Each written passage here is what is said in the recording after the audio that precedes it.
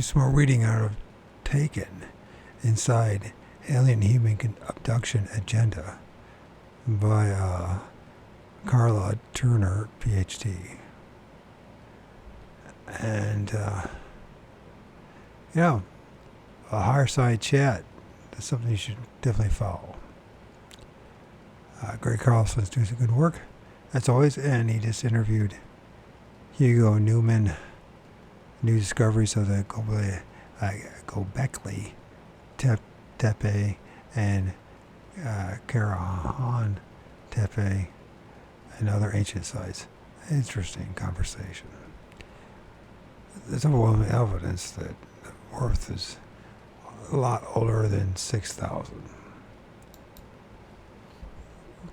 Another deception coming out of the religion. We're now subject 5, Aneta. Aneta's experiences, well, not all, but not so intense and frequent as Lisa's, are probably more akin to what most abductees witness and recall. They include a number of details commonly reported in other cases, but in her situation, typically of these others, conscious memories of events have been less frequent and more moderate in scope. Her attitude similarly reflects this moderate quality, possibly because she's been able to reflect upon her experiences with quite equanimity.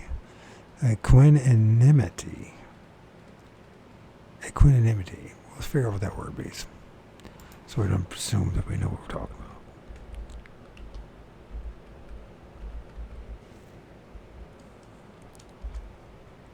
Equanimity? I think that's probably what it means. Equanimity. Mental calmness, composure, evenness of temper. So, equanimity. Anyways, born in 1947, Aneta has spent most of her life in Texas. Her ancestry is French, Scotch, and Native American. A wife, mother, and grandmother, she is attractive and intelligent. For a while, she was a trained volunteer emergency medic, and later she owned and operated her own business. From her home in a large central Texas city, Aneta now takes care of her family and also pursues several intellectual interests. In the past several years, for instance, she has been drawn to the study of psychic and alternative methods of healing. Aneta has been consciously aware of UFO activity since childhood, and her brothers and sisters have also had recurrent UFO events throughout their lives. So perhaps may have some of Aneta's children and grandchildren.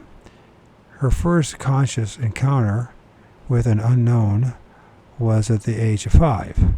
I recall sitting in my front yard one afternoon, she said, and sensing someone watching me, I turned around, and back behind me stood a man in a red flight suit. I have no memory of what happened after that. Like many abductees, what she recalled from childhood was frequently unexplained, but not necessarily related to UFOs. The nature of events remains ambiguous. Episodes of missing time, which have reoccurred throughout her life, began at the early age. She recalled one such episode that happened at the family home, which was in a very rural setting. I suddenly came out of what I called mind blank, and then it explained I found myself close to a creek near our house.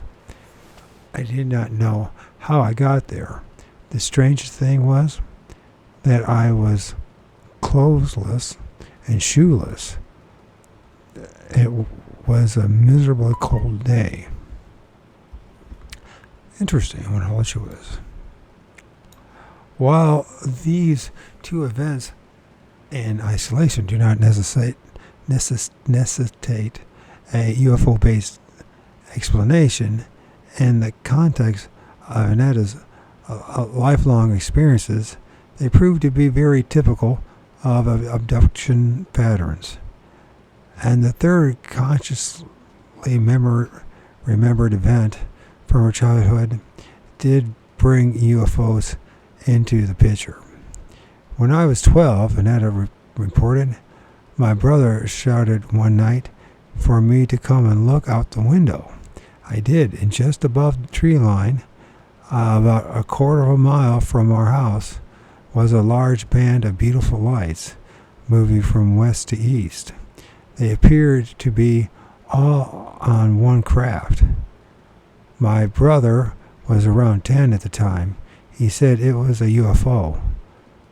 There was no sound, and we had our windows open. Annetta and others in her family have continued to have UFO sightings from time to time.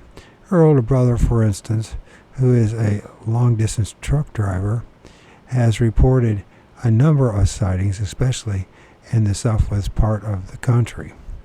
Although elsewhere as well. She tells of a time he and his wife had stopped on the highway somewhere up and around Nebraska to get some sleep. Annetta related, they were awakened by a very bright light shining down on them. They got out to see what it was, but couldn't because the light blinded them. They said it didn't make any noise, and that it was, and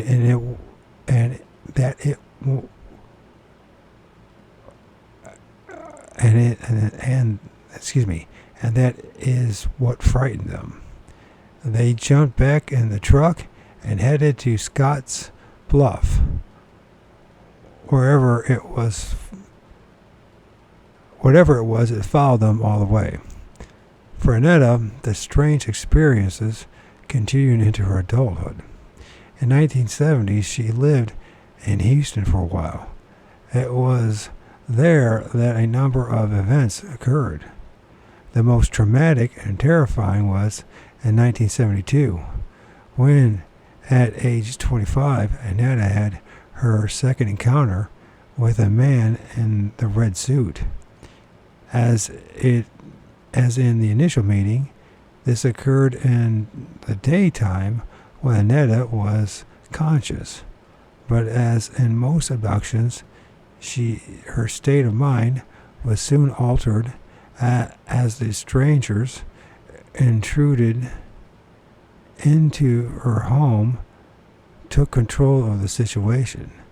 She was lying on a living room couch when she became aware of the presence there with her, and instantly her mind was clouded.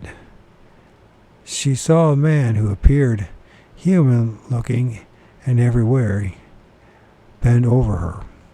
I have never experienced such terror in my life, Annetta said.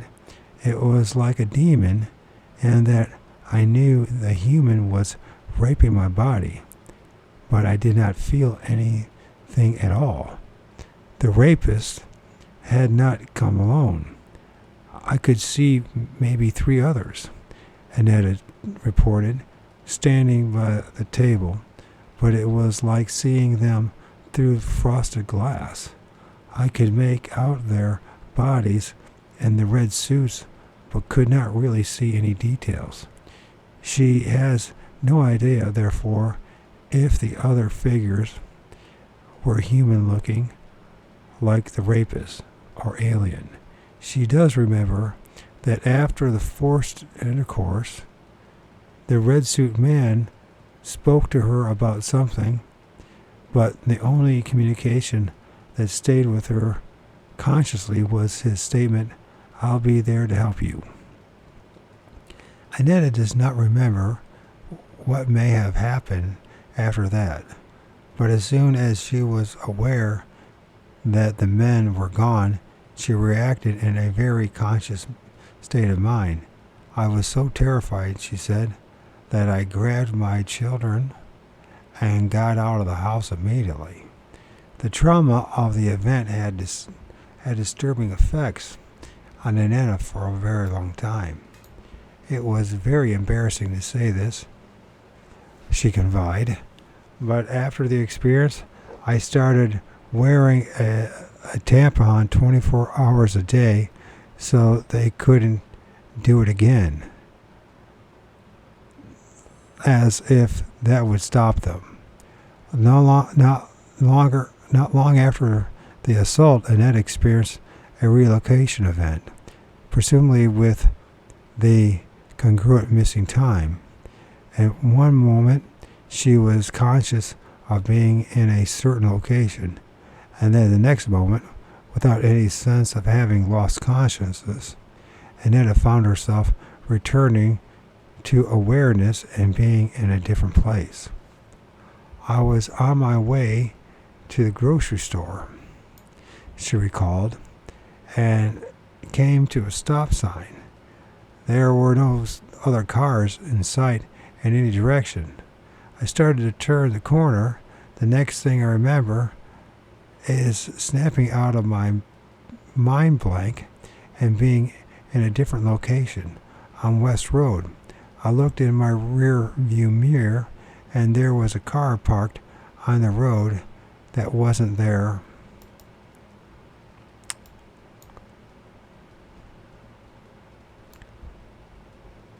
When I had stopped at the sign moments before. Although the location was different, she did not notice a time loss. In 1977, while still living north of Houston area, Annetta had a UFO sighting that was witnessed by one of her friends. I was outside late one night, talking with a friend, she said, when I glanced up and saw a large orange globe in the north. Her friend, who was in his car, took off in pursuit of the object and reported on his return that he eventually lost sight of it near the state highway. It was also during this period that Annetta had two other experiences that are frequently reported by abductees. One of these is in the presence of small lighted objects in the home, usually near a wall or the ceiling, that seem to function as some sort of remote probe or monitor. This first event occurred during the middle of the night when something awoke Annetta.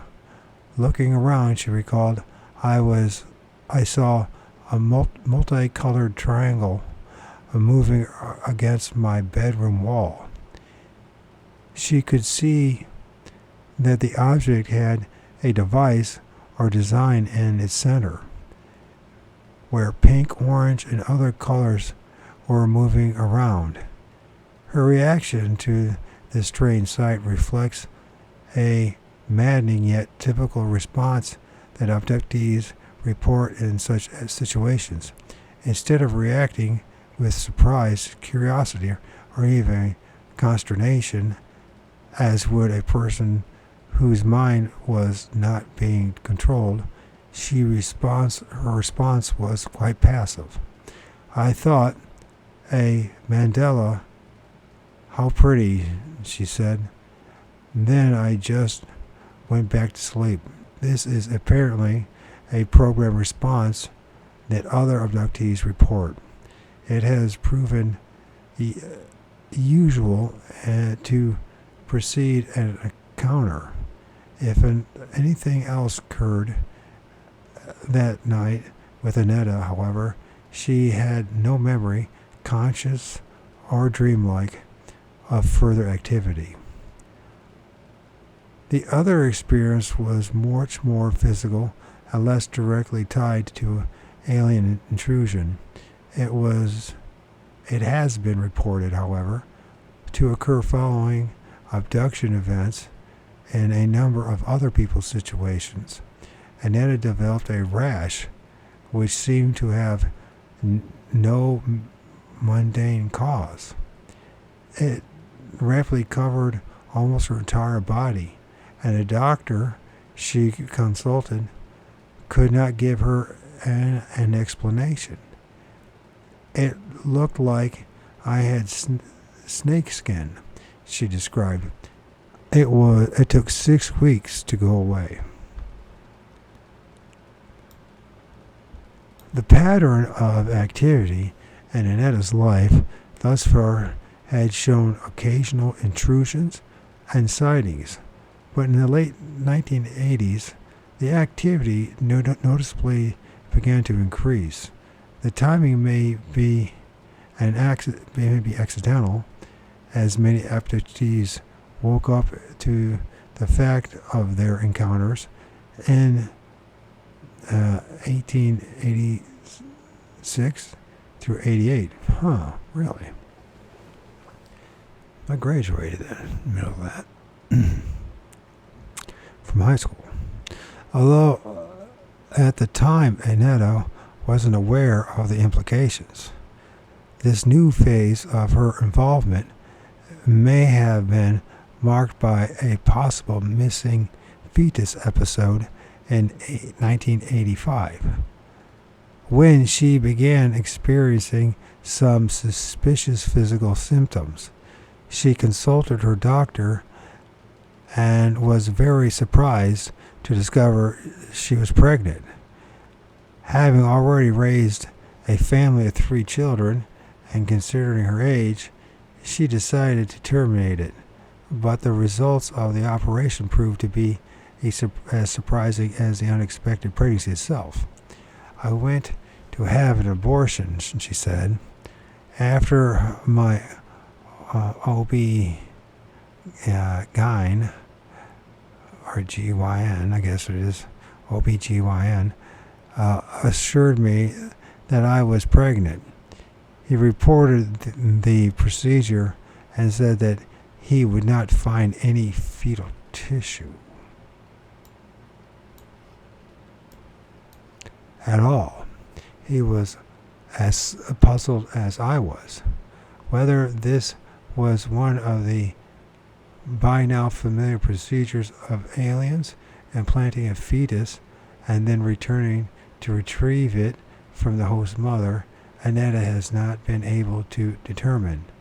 But since that episode and up until the present, there have been a number of experiences in which the aliens are clearly involved. She has seen them in conscious glimpses and flashbacks and remembered events and dreams.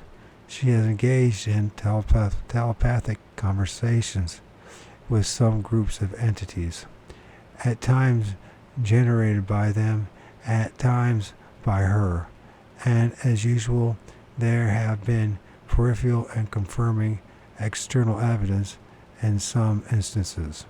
Among the types of non-human entities Annette has encountered are the ubiquitous grays, another group she calls the tans, a blue creature, and an off-white creature whose skin she describes as dry and leathery, in addition to the humanoids in the red suits.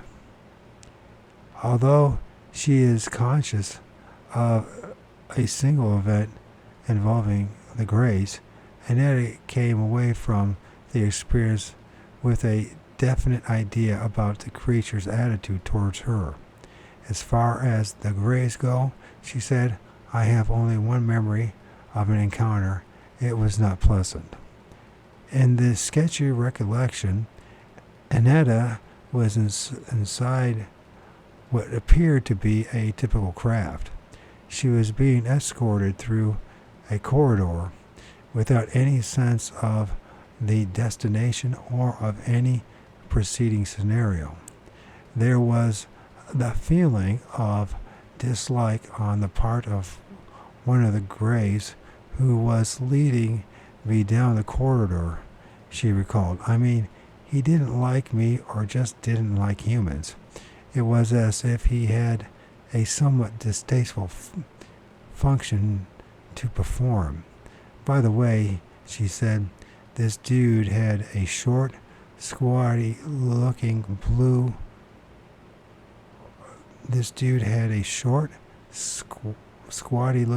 blue creature with him. I nicknamed him Grimace.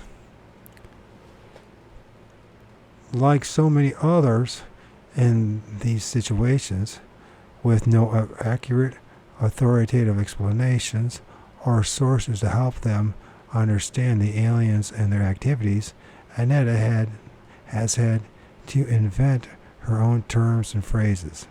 The nickname above is one such example, as is the name Tan, when she uses for the particular group of entities. Describing these same entities, other abductees have used any number of different names because no one name has yet been established as the proper one. Annetta has recalled several encounters with the Tan group in the past few years. She said that they are very similar in appearance to the creature in the drawing on Whitley Strieber's Communion, which, according to other abductees, is more like what they would call a Grey. But Annetta clearly distinguishes between the Grey creature that was leading her down the corridor in one encounter and the Tans, with whom she is more familiar. When I first saw their picture on the book cover, she said I immediately thought, hello, little friend. I know that for some reason I feel protective to them. Her relationship with the Tans, unlike her one impersonal encounter with the Grey, involves a different degree of intimacy. Apparently, as part of their deliberate programming of the abductee, I have never since disliked that I did with the Grey. Annetta reported that Tans seemed to be very concerned with making us feel love for them. Interesting. Love for them, huh? But Annetta has proven to be quite aware of this psychological manipulation on the aliens' part and has thus been able to see through some of their intentions and motivations. I called one Tan, looking into my eyes. She described from an encounter and making me feel extreme love for him. I put my hands on his face and said, "Too bad it isn't real," meaning the feeling of love that he was projecting into my soul. Indeed, in spite of the aliens' intentions to convey such a caring relationship, Annetta has continued to suffer much of the same anxiety that other abductees report. When I said I felt protective towards the little critters, she cautioned, "Please believe that it is a feeling induced by them.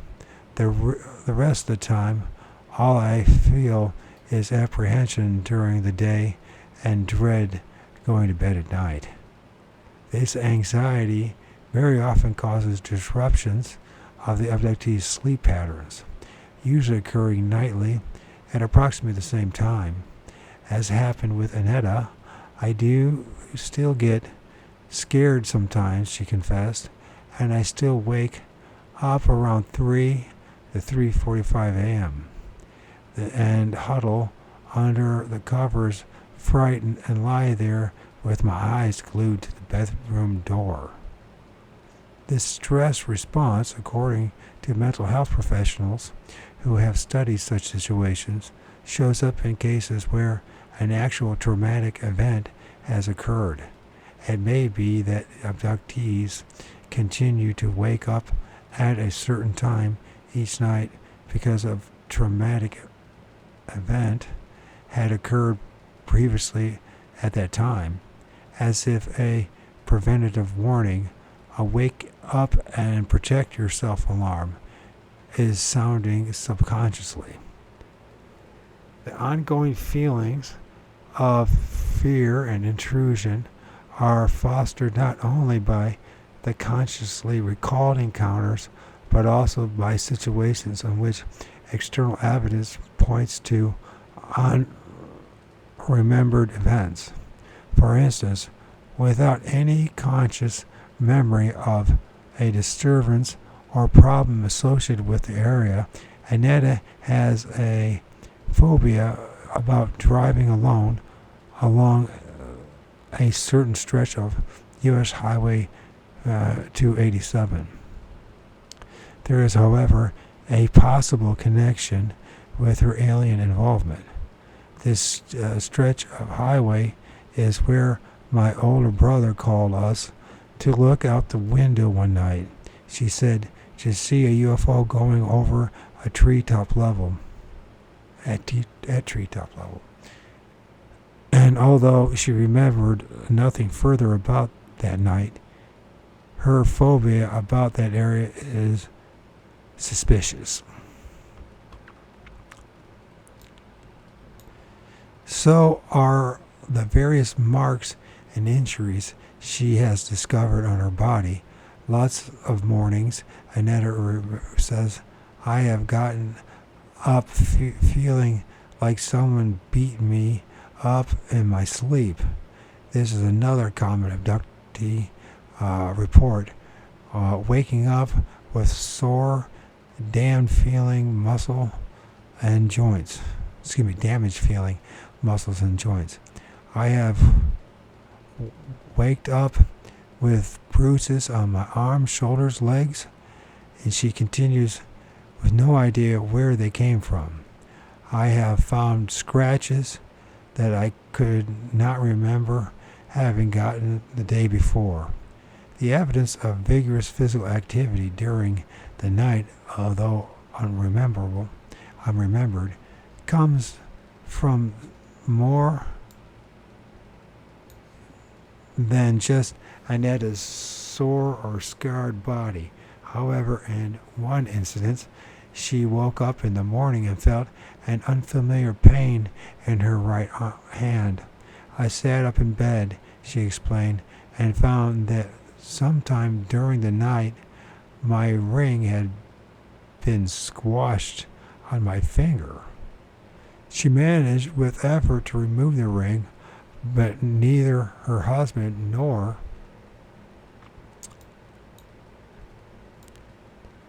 a jeweler could completely restore its original shape. On another occasion, Annetta got out of bed one morning and found a crucifix from her necklace lying on the floor. It had been on my neck the night before, she said, and the chain was still on me.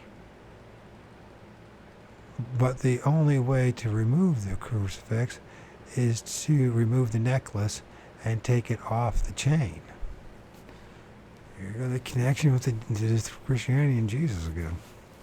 She has also awakened several mornings to discover that something had happened to her clothing, a report frequently echoed by other abductees. In one incident, she woke up with her nightie on backwards, although she was certain she had not taken it off, turned it around, and put it back on. And on a different occasion, she found that the nightie was not only backwards, but had also been turned inside out.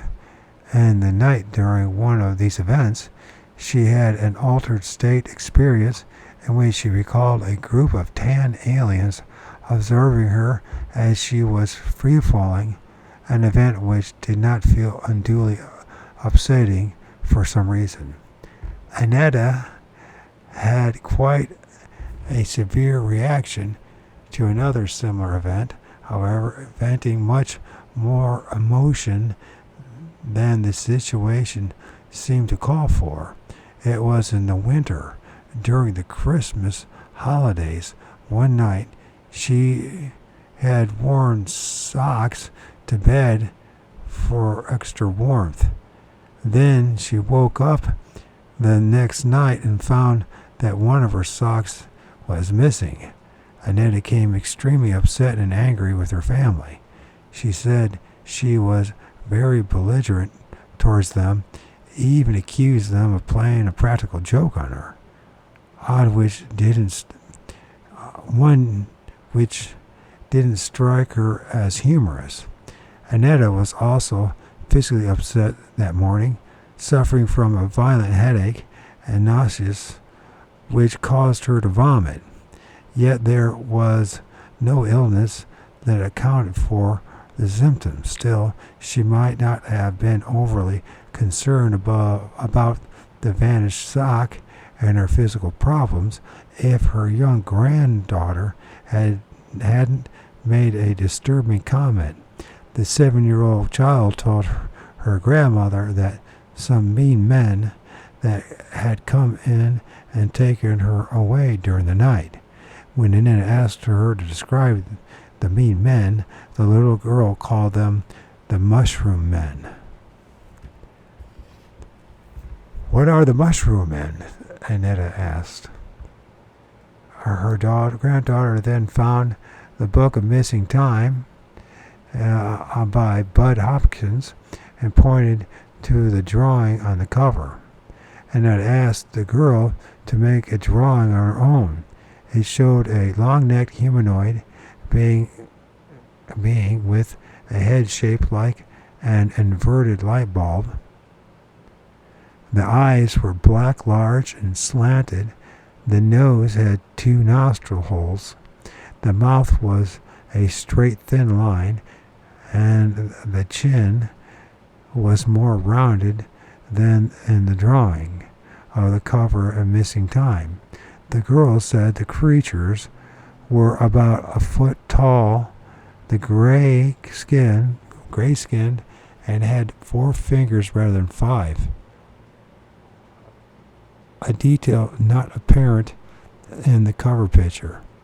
There were quite a few of these entities present, she said. Annetta remembered nothing strange that night herself, but the physical symptoms, the missing sock, and her granddaughter's story were indicative enough for an intrusive incident to be of great concern. She not only wanted to know what had gone on during the night, but she wanted to know more in general about these beings who had been part of her life for so long. So she decided to try meditating and sending out messages to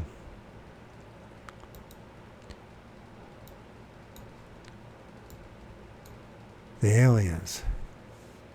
I would ask a question telepathically, and then explained, and then lie down on the sofa to drift into twilight sleep, which is really just a deep state of relaxation. I wasn't asleep or awake. Then the answers to my questions would come. She remembered, for instance, asking, "Why are you taking human women?" To ensure quality breathing, the answer came back. To ensure quality breeding, the answer came back. "What about when a woman is menstruating?" she inquired, thinking about how she had used a tampon to try to fend off any of the rapists in the past. "We know the difference," she was told. "When are you going to show yourselves?" She questioned further, but the reply was less than specific. The time is almost right, was all she received. Annetta had used this meditative method for communication several other times. When I decide to telepath to them, she commented, I spent a good part of the time berating them for not being honest to the human race. They've always been here. If they had shown themselves at all, no one would fear them. It's the unknown that causes fear. Now they've made it impossible just to be accepted. I know who I'm yelling at, she added, but I have no idea which group is sending back answers. And some of those answers have been impossible to understand, in addition to the communications which made some sort of sense.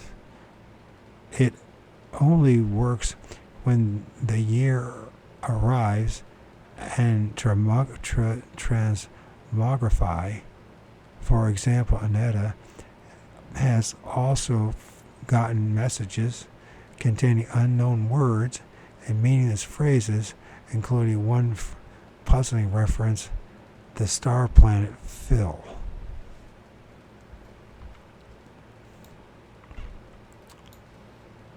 Some of these messages look like nonsense, but one of the other odd communications, IRU, URI, is very similar to a message given to Lisa, in which she was told by the aliens referring to some ape-type creatures, they are you are them.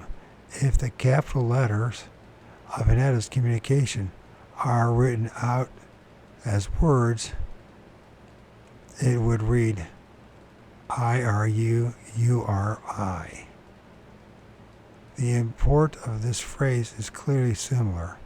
Even the grammar is incorrect in both cases. As with most abductees, Annetta cannot explain even to herself just what the aliens are doing with her.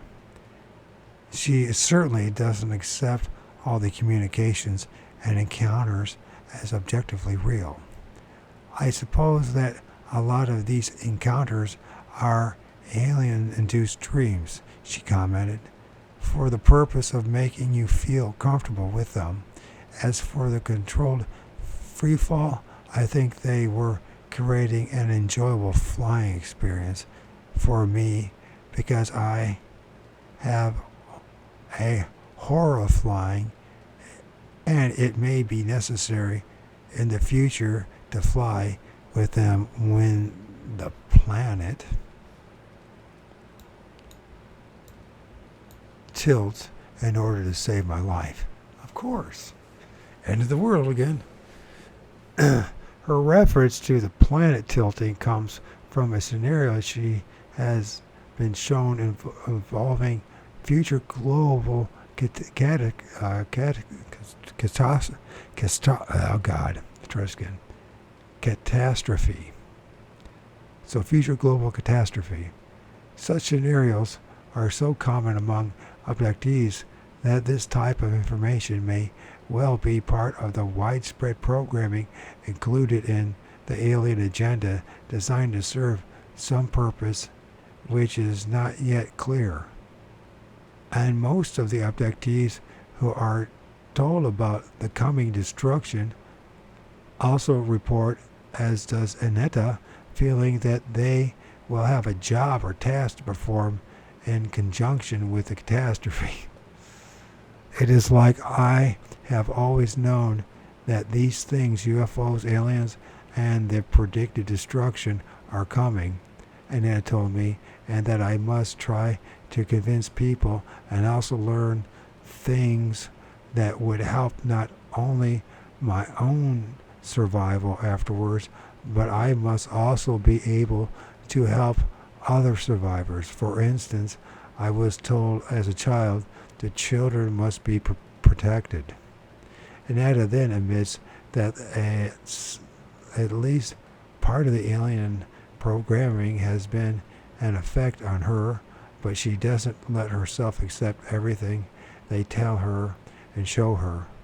I'm always amazed when I get any information from them at all. She said, I really don't know if someone who would abduct a person could be trusted to give a truthful answer to any question. She is aware of their possible deceptions, just as she realizes that the aliens are capable of creating unreal scenarios for humans during encounters. This awareness has served Annetta well, for it has allowed her to push the alien activity away from her a little, as it were, in order to analyze and assess the events to which she has been subjected.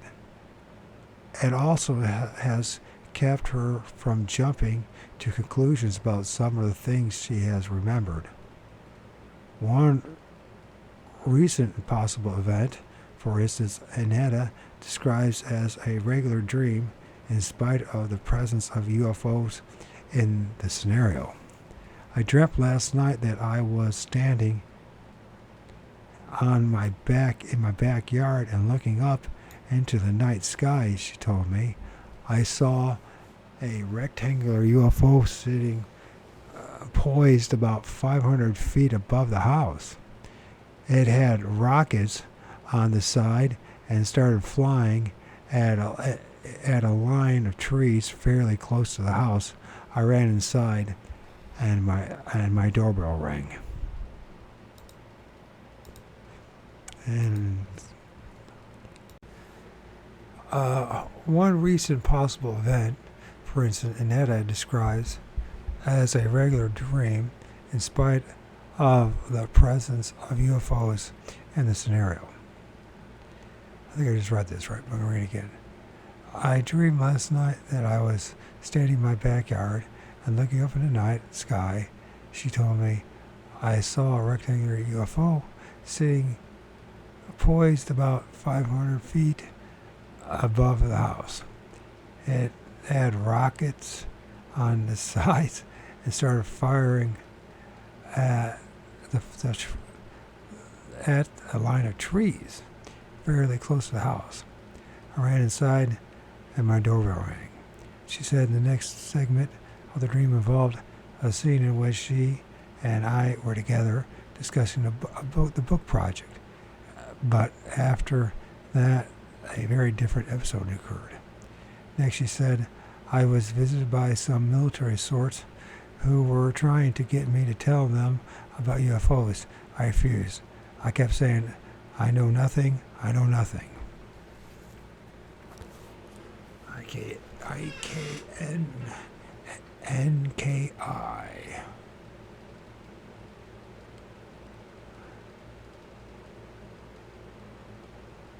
I know nothing, nothing, no I. I just made that up, Barrow. Annetta dismissed this scenario as a mundane dream, which it may well have been, probably in part because my presence in one of the segments. What she didn't know, however, is that what I in fact had seen was that I in fact had seen a rectangular UFO at very close range in the winter of 2092. So my own curiosity was aroused by her description. Even more interesting was the fact that several other people in the book project, Lisa, Angie, and a member of my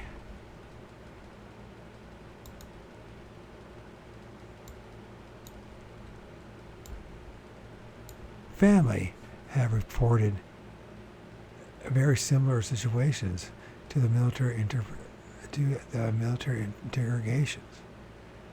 And in these other cases, there was reason to believe they were not normal dreams at all.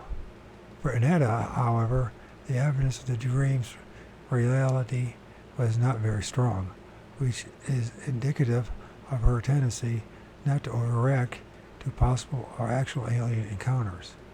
As a result, she has managed to keep a good sense of mental balance, neither overly exalting the creatures in her mind, making gods out of them, nor being overwhelmed by terror as if they were demons. Not all the aliens are bad, she believes, which is a reasonable point of view given the cumulative experiences she has had. Still, when they basically intrude into her normal reality, Annetta is not happy about it, as her description of 2 typical episodes show. When I went to bed, she said, I started feeling apprehensive. I couldn't go to sleep. It got worse as the hours passed. Finally, I turned on the bedside lamp to read. I had not been reading long when I saw a flash of light in the den. I started thinking, oh geez, no. I told myself that maybe it was the light in one of my aquariums, and I tried to read some more. I started hearing a clicking noise, she continued, and tried to figure out what it was. And then I saw, in my peripheral vision, a flash of brown go past my door towards the bathroom. The flash of brown was recognizable as to Annetta. She realized that at least one of the aliens was in the house. She fought to stay alert, hoping to fend off another abduction, but she couldn't do it. Finally, she concluded, in sheer fatigue, I give up and fell asleep. They really are patient little critters. If anything occurs after that, Annetta couldn't recall, but she woke with a possible sign that she had indeed been paid a visit. On Saturday morning, she said, my knees and legs were in terrible pain. I have been checked for arthritis and don't have it. 4 months later, in December 1993, a similar incident occurred. A fleeting and occasionally elusive as the first one, I woke up around 3:30. That fateful hour. 3:30 is my story too. She told me and turned on the television set, except it was with a possible Sasquatch or a shadow man or being as well. It could be a tall black shadow figure, hooded when the hooded ones. And turn on the television set in the bedroom. This is usually the time I wake up and scan the bedroom for whatever. I turn on channel 4 because they are on all night, and I wanted to catch the weather report because we were expecting sleet. Everything was normal until an insurance commercial came on. I was lying on my side, just happened to glance up at the TV. At that moment, a black object moved in front of the screen, left to right, and then moved back off, right to left. It had a face. After the flash, it appeared to be one-dimensional. It was almost as though you could stick your hand through it, but you could not see the TV screen through the blackness. It must have had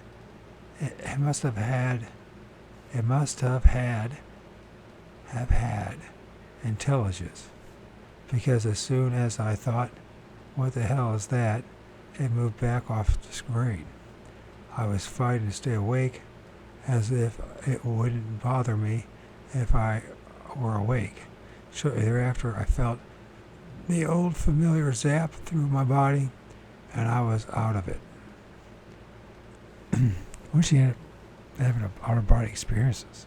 Since that time, I have had a sore or spot on my spine 8 or 12 inches up from my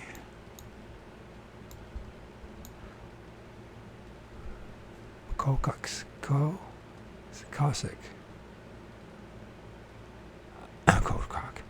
Cossack. I've had everyone check my spine, and they tell me there isn't even a red spot there. However, it sorry with this. It remained very sore for the past 3 weeks. A conscious sight of a strange creature, an unexplained physical effect, and nothing in her memory to connect the two. Such events have punctuated her life as they have countless others with alien contact. The alien abductions are something she lives with very quietly, rarely discussing them with others, coping with her fears and uncertainties as best as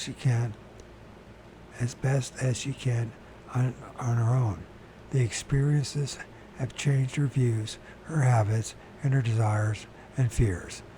The whole texture of her life is interwoven with the pattern of an unknown agenda.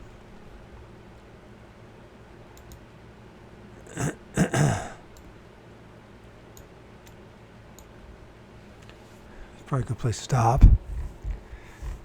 And I think I'm getting the gist of this book, but I don't want to give up on it yet. But it reminds me an awful lot of what other people, including myself, experience.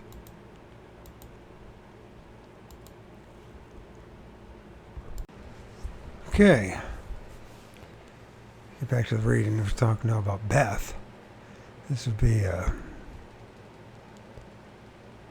number 6. I guess chapter 6. You see the 6th one? I can't remember now. Anyways, when I was 7 or 8 years old, Beth related, my father gave us permission, my sister and me, to go outside and play with the other children who were playing hide and seek. It was close to 6 in the evening. I remember that I went to hide between some bushes, and then I heard a sound and somebody else. And as I turned, I saw what I thought at the moment was one of the other kids. The next thing I knew, she continued, it was dark. I was very surprised. When I got home, my father was very mad at me, and my mother was very upset. My father told me that they had been calling me and looking for me for an hour, but I couldn't understand it, she said. The place we was hiding was less than 100 feet from the front of the house. I was hiding there. It was daylight, and then the next thing I knew, it was dark, and I was scared. Recently, I had another memory about that. She added that that kid I thought was there, he was an alien. He was one of the Greys. He took me to a ship. I don't remember what happened after that. As I listened to Beth's account of her childhood missing time episode, I was reminded of a similar event in my husband's past. At age 12, not much older than Beth had been, Casey and his best friend were playing in a field one day when several strange children approached them and asked if they wanted to come see the UFO that had landed on the other side of the hill. Casey's next conscious memory was of coming back home and complaining to his mother that his nose was very, very sore and that he had a headache. As did Beth, Casey had a daytime missing time episode initiated after a contact with unknown children. Beth has never explored this memory hypnotically, but when Casey used regressive hypnosis, it delved into the missing time. He retrieved memories of an onboard abduction involving a nasal implant.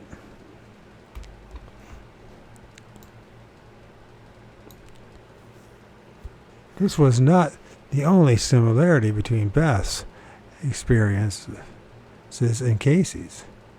A divorced mother with grown children, Beth had first contacted us, in fact, because another of her encounter memories involving apparently military personnel and contained very striking, disturbing parallels to an incident described in Into the Fringe. A mutual acquaintance helped arrange a phone conversation for us, and we got acquainted. Beth was born in 1942 in Puerto Rico and has lived there most of her life. Although her heritage also includes ancestors from Spain and Vermont, Beth was a teacher before starting her family. But in recent years, she had vision problems which have kept her from working. Currently, she divides her time between Puerto Rico and Florida. Beth and I discussed her memories of the military encounter at length, but I was also interested to hear about her other.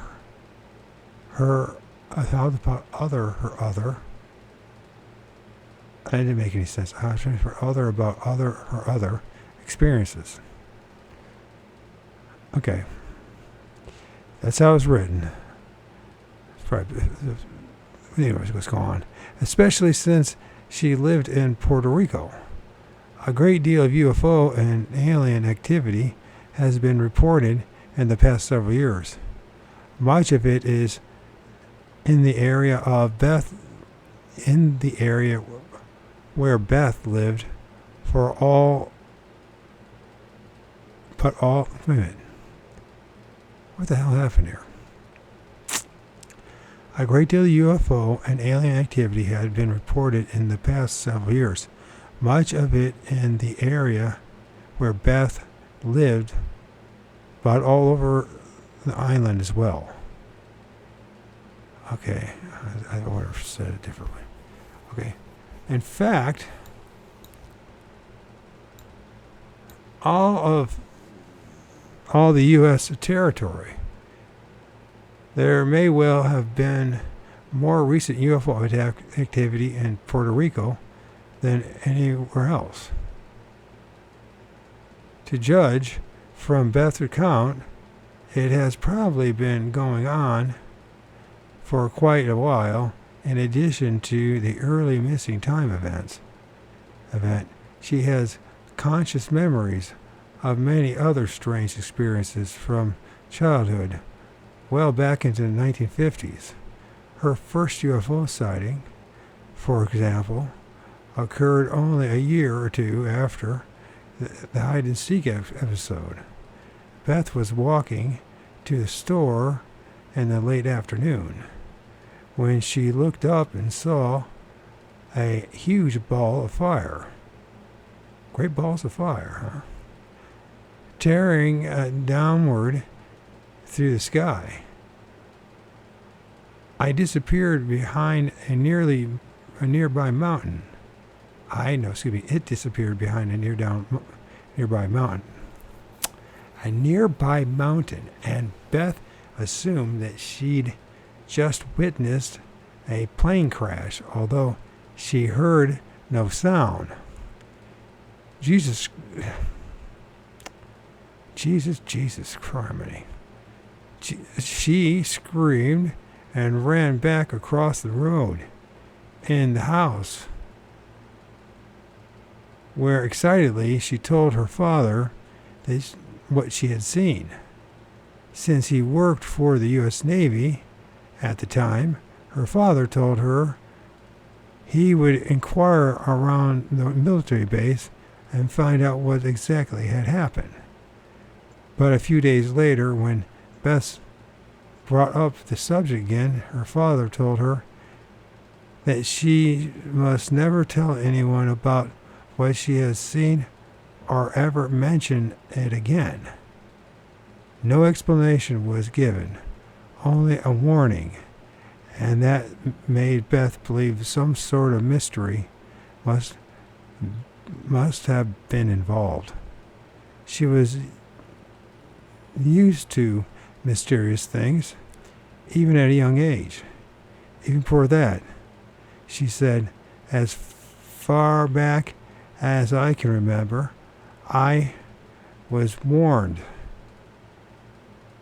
and so was my family, that strange things were happening to me, most of them at night. I was warned, so was my family, that strange things were happening to me, most of them at night. It made me afraid to go asleep, afraid that someone was going to come for me. Unexplained noises often broke the silence of the night. Once, for example, Beth was startled awake by a buzz, a whooshing sound, in the room where she was sleeping alone. Frightened, she ran into her sister's room. They are looking for me. I was all she remembered saying, because at that moment her sister suddenly fell into a deep sleep and Beth's body became paralyzed. Then she too lost consciousness. Another anomalous event took place when she was 10 years old. Beth had been outside for a while and had stopped to eat a piece of fruit. She consciously remembered standing still, taking a bite, and then looking down at a large bleeding gash in her leg. I didn't know what to think, she said. How could my leg be cut and bleeding? I had not even moved from that spot, heedless of the time. I said heedless or needless of the heedless. Is that the word she meant to say? Heedless of the time, as children often are. She had no idea if any was missing. I guess she didn't mean that. So heedless of time as a child. Okay. She also didn't know what to think of the shadowy figures that sometimes appeared in the house, although she tended to believe they might be ghosts. On one occasion, though, the figures seemed very real. Beth woke up during the night and found a humanoid figure sitting on her bed. He was wearing a tight white outfit, and he proceeded to talk to her. She couldn't remember, however, any of the things he said, and she couldn't remember his face. Beth told her mother about some of these strange occurrences. Her mother replied that she had sometimes heard Beth in her room at night, apparently talking to someone, but when she tried to get up and check on the girl, her mother said she was paralyzed. A little later, at age 14, Beth had a second UFO sighting as she sat studying on the stairs by a window. She glanced out and saw an object through the trees. It stopped.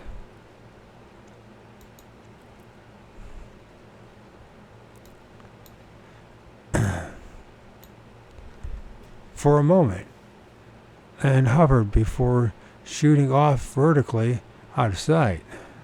I've seen that one before.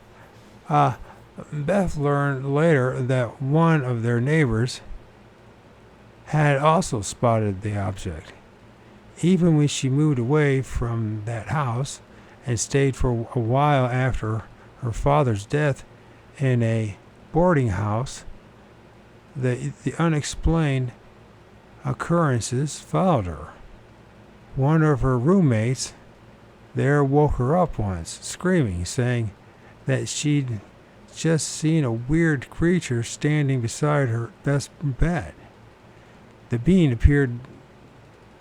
apparently noticed the roommate looking at it because it started moving towards her. And that was when she screamed. Her description of the creature matched today's well-known gray entity. The odd events seemed to subside as Beth grew to adulthood. She went to college and then began working as a teacher. Nothing notable happened until she was married and pregnant with her second child. I remember that I was so afraid that I wasn't pregnant, Beth said, that it was a tumor because the fetus, was not moving. I told my doctor frequently that it couldn't be a child, that he was mistaken, but it was a big joke to him.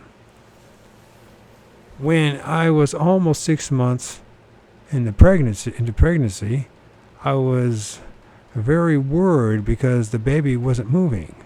One night I remember that I suddenly felt so sleepy and that I got in bed and had a dream. I saw myself on the doctor's table. A strange doctor put a needle in my navel. When he did this, I felt something like an electric shock, and the baby started moving. I also felt that something was put up my nose, and then I woke up. She concluded, and when I woke up, I was having a very heavy nosebleed, and the baby was moving. Beth carried the baby to term. It was born healthy, but a subsequent pregnancy, a few years later, didn't survive. Beth apparently miscarried one night and isn't sure if she saw any fetal tissue. This occurred, it should be noted, on a night when one of the neighbors reported seeing an unexplained light over Beth's home. Whatever she may have thought about these numerous and often nebulous events through the years, whoever she might have thought was behind them, in the summer of 1978, an event occurred that left no doubt of its source. On the night of July 17th, Beth went to bed around 9 p.m. where she read for an hour and then turned off the bedside lamp, planning to go to sleep. In the dark, a light caught her attention through the window, where she saw a glowing object. Concerned, Beth woke up her husband and had him check the area. He came back to bed having found nothing unusual, and then turned out the light again to sleep. But the light returned to the yard and shone it through the window. Beth looked at the light, and the next moment she was aware of being somewhere very different. She was in an unfamiliar round room. She wasn't alone. Her husband lay near her, apparently asleep, as was her youngest child, nestled in her lap. In a panic, she suddenly thought, "Where are my children?" A voice from an unseen source then replied, "Don't be afraid. They are here." 3 other people whom Beth didn't know were also unconscious in the room. She saw a young man and woman, probably in their 20s, and an older man who looked to Beth to be like an ex-military sort. Like her father, maybe? The whole situation was so unexpected that Beth was too bewildered to react logically. Perhaps, as in other reports, her response were directed for some purpose. At any rate, when she noticed the older man, coming to consciousness, just as she was regaining her own awareness, Beth inexplicably asked, "What time is it?" Given the total strangeness of their situation, such a question appears ludicrous. But instead of reacting with surprise or panic, the man simply checked his watch and replied, 10 after 12. Almost 2 hours had passed since she saw the light for the second time, although to her it seemed as if it had only been a few moments.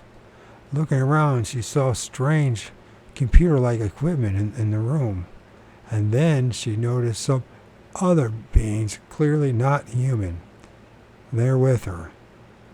The 2 entities were gray and very skinny, dressed in metallic silver suits. Beth saw that her husband was starting to come around then, but her attention was caught by a startling change in the metal wall in front of her, as it seemed to transform into glass, like a window. Looking out, where do these damn walls come from? I don't know where these freaking flower moths are coming from. It's like always one shows up. I don't know. Got distracted by a freaking moth in the middle of my place. It's freaking December. Anyways. Where was I? Metallic. And the 2, okay. She noticed the other, okay, let's go back to this. Almost 2 hours had passed since she saw the light the second time, although to her it seemed as if it only happened a few moments. Looking around, she saw strange computer-like equipment in the room, and then she noticed some of the beings, clearly not human, there with her. 2 entities were gray and very skinny and dressed in metallic silver suits. Beth saw her husband was starting to come around then, but her attention was caught by a startling change in the metal wall in front of her, as it seemed to transform into glass, like a window. This is important, I think, right here. Looking out, she recognized the location as the rural area near some property she owned. The door opened just then, and a very tall man walked in. He was pale, with dark, short hair that formed a window peak in the center of his forehead. His eyes were larger than usual. His jaw was very square. The man wore a same tight silver outfit as the Greys, but he also had on gloves and a wide belt. In his hands was a small orb that looked to be made of glass. There's the orbs, within which many lights were brightly blinking. As the tall man stared at Beth, her and her family, she got the impression that he was perhaps a scientist. She felt he was the one in command. His gaze made her feel like a specimen or a guinea pig. My husband was starting to wake up. Beth said, and this man put him back to sleep by holding the glass ball over his head. He did it to me, too, and then I was paralyzed. Beth was next aware of being back in her bed with a terrible headache, and then she fell quickly to sleep. Upon waking, she discovered that the night's events had left her in a bad physical state. Besides the pounding headache, she also suffered aches throughout her body, especially in her back. She was dizzy. Beth was also very nauseated, vomiting especially, vomiting repeatedly, as well as plagued with diarrhea. But could this be all the reasons for the hallucination? I don't know. She had difficulty seeing because her eyes were badly swollen and irritated, a condition that bothered her for a long time after this, so much so that she had to wear sunglasses. What would her husband say? That's what I want to know. A terrible rash persisted for 2 months, and her hair began to fall out in excessive quantities. Wow, radiation poisoning? Most disturbing of all, however, were the cataracts that began forming in her eyes. 9 months after the abduction, Beth had to undergo cataract removal surgery, and it was during preparatory exams that the doctor found physical scarring from what he insisted was previous eye surgery. But Beth had never had an operation, at least not by human hands. Clearly, there had been some thing or some activity in that strange environment.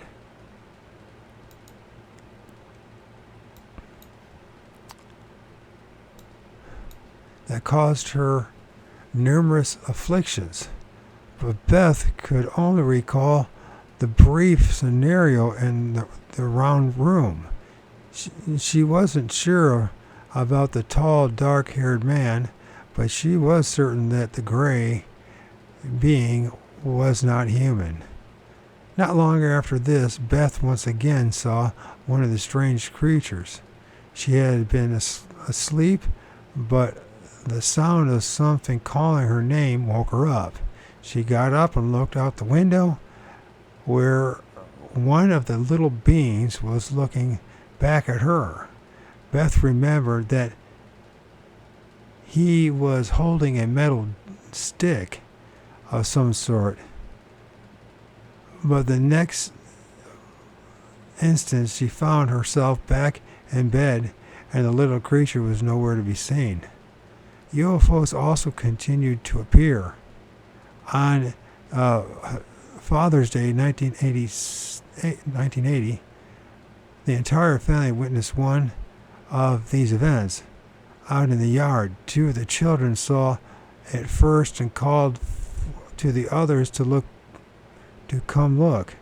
They arrived in time to see a cloudy-looking object hovering silently about 10 feet from the ground with what seemed to be bubbles inside before it disappeared. Less than a year later, Beth once again had a bedroom visitation by unknown beings. As she prepared to go to bed, she began to feel as if someone was watching her. Turning around, she saw a tall, slender man standing by her bed, and she became very frightened. Beth tried to scream, but no sound came out. But she began to pray silently for help. And then she found that she was moving, going forward towards the man's outstretched hand. Unable to stop, she floated after him towards the window and knew she was about to be taken through it. This panicked her even more, and she feared she would be ground up like hamburger by the process. The actual moment of passing through the window, however, left no impression on her when it happened. And apparently the praying once again didn't work, did it? Isn't that fascinating? The prayer didn't work again.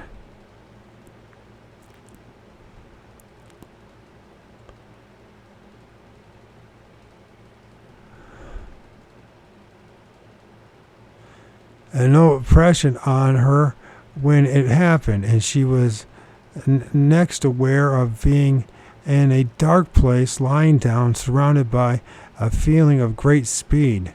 Blackness overtook her, and the next apparent moment she was back in bed in the guest room. Still unable to move, she could scream, however, which she did, bringing her husband running, but the strange man, of course, had disappeared.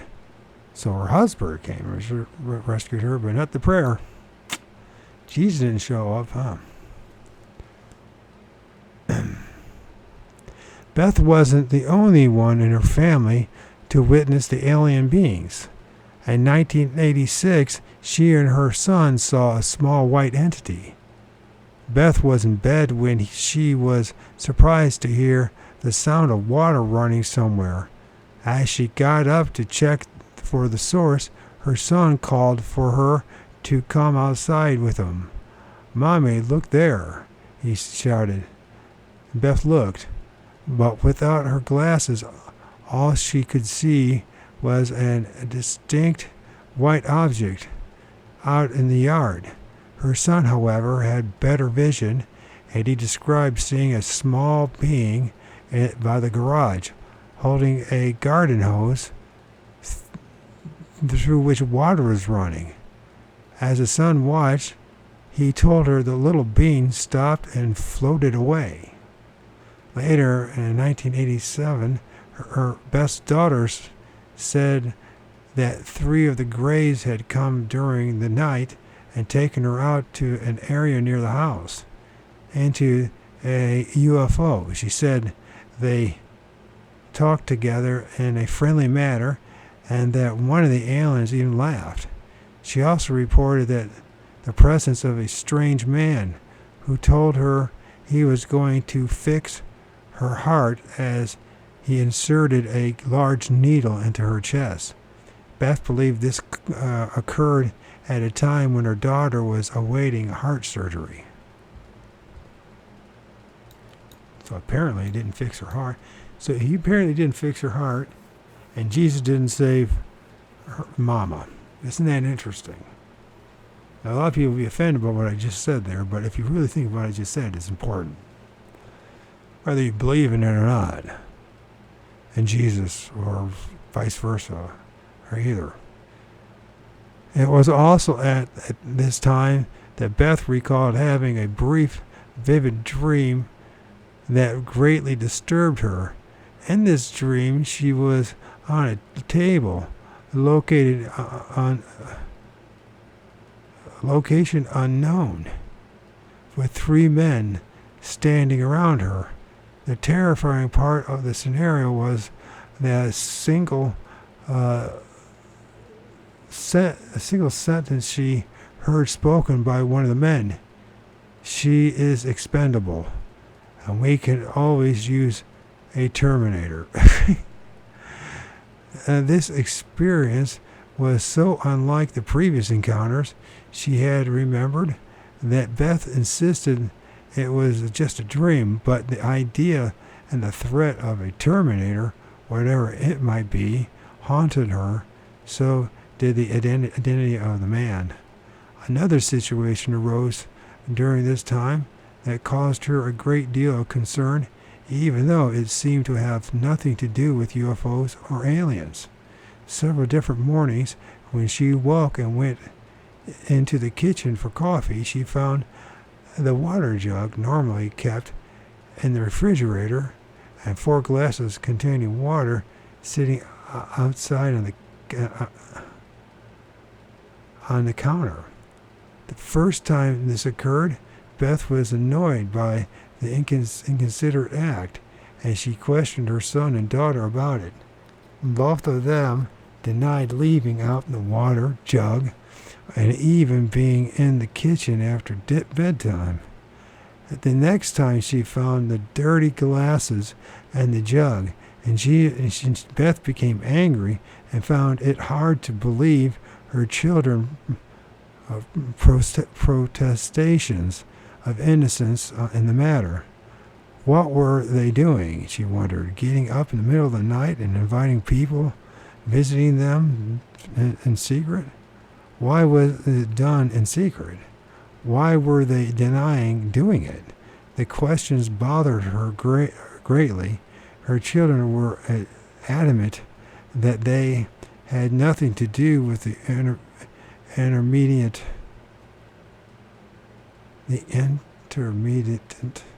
discoveries. With the indeterminate discoveries of the jug and glasses left on the counter by undiscovered persons during the night. Finally, Beth came to believe them, but that made her even more afraid, for it pointed to a scenario of 4 strangers with free access to her home and her family. Yet no one in the family saw any strangers there, and none of the household goods had been stolen. But the scenario of the strangers breaking in merely for a sip of water just didn't make any sense, and Beth couldn't believe the visitors were aliens. But if all they seemed to do was pour themselves a drink and leave a mess on the kitchen counter and then disappear. Beth worried about this mysterious situation for a long time, even after the visitors' visit stopped. She never caught anyone in the act of entertaining guests or getting out water jugs, which would have explained the whole affair. Much later, however, Beth did have a flashback memory concerning the situation. In a very upsetting scenario, she saw herself opening the door and letting a group of people into the house. She even saw herself pouring the water. Beth didn't recognize any of the people, and the flashback memory did not show her why she let them in or what they did there after the pouring of their drinks. She didn't know if the flashback reflected a real event or if it came from her imagination. It certainly feels real, but it seems so unlikely that Beth just couldn't accept it.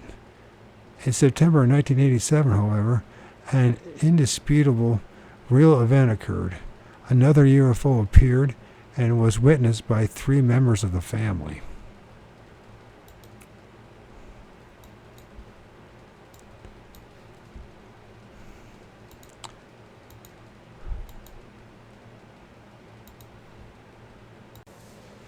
Okay. Mommy, there's a UFO up there. Beth heard her daughter shout on night around 11 on? Okay. Heard her daughter shout on night, maybe it was at night, around 11 p.m. That's how I would say it. Right. She got up and looked to see a huge and beautiful UFO about half a mile from the house. The son also saw it briefly. The sighting seemed no different than previous ones, but it was followed the next day by the onset of activity that would continue for years. Overflights of unidentified helicopters.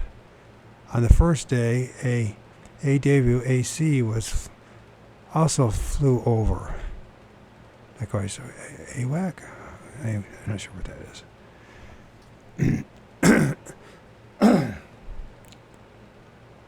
In addition to the black copters, and the craft operated at such a low altitude that sometimes the windows and the entire house were shaken by their force. They returned a week later, and this time Beth even witnessed a craft that looked like a helicopter but flew noiselessly. She continued to have frightening nocturnal experiences, usually involving fragmented scenarios and time loss. Once after midnight, for example, Beth went through an event of which she only consciously retained 3 snapshot-type memories. The first part began when she was still quite conscious. As she looked out the window at some red and white lights she just noticed in the yard. The second scene is of her out in the yard, watching a craft flying away and crying, "Don't leave me." This was followed instantly by her being conscious again and aware that she was back in her bed. During these years of fairly active alien involvement in her life, Beth had a number of dreams relating to UFOs, the Greys, and the other source of entities. Some people may think that this is foolish to look for information in dreams, but a close familiarity with the multi-phenomenal contact of the abduction situation shows that it is not so. In abduction research, it is generally acknowledged that many times the memories of an alien encounter suppressed at the time of the event will surface in any number of ways. It may happen as a sudden flashback during a regular consciousness, or it may emerge during a dream state.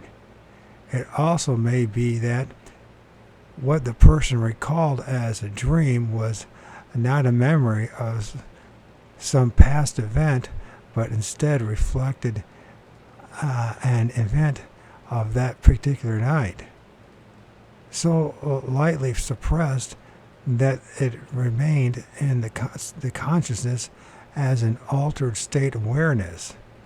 At any rate, it is wise to pay attention to the dreams of a person with current alien activity. Current details, often identical, turn up from case to case, differ from typical archetypical entities and situations found in normal dreams.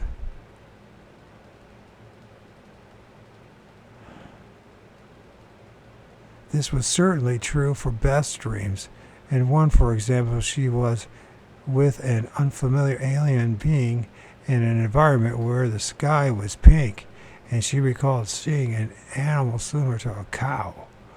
All of these details have been reported by other abductees, sometimes in dreams and sometimes in actual experiences.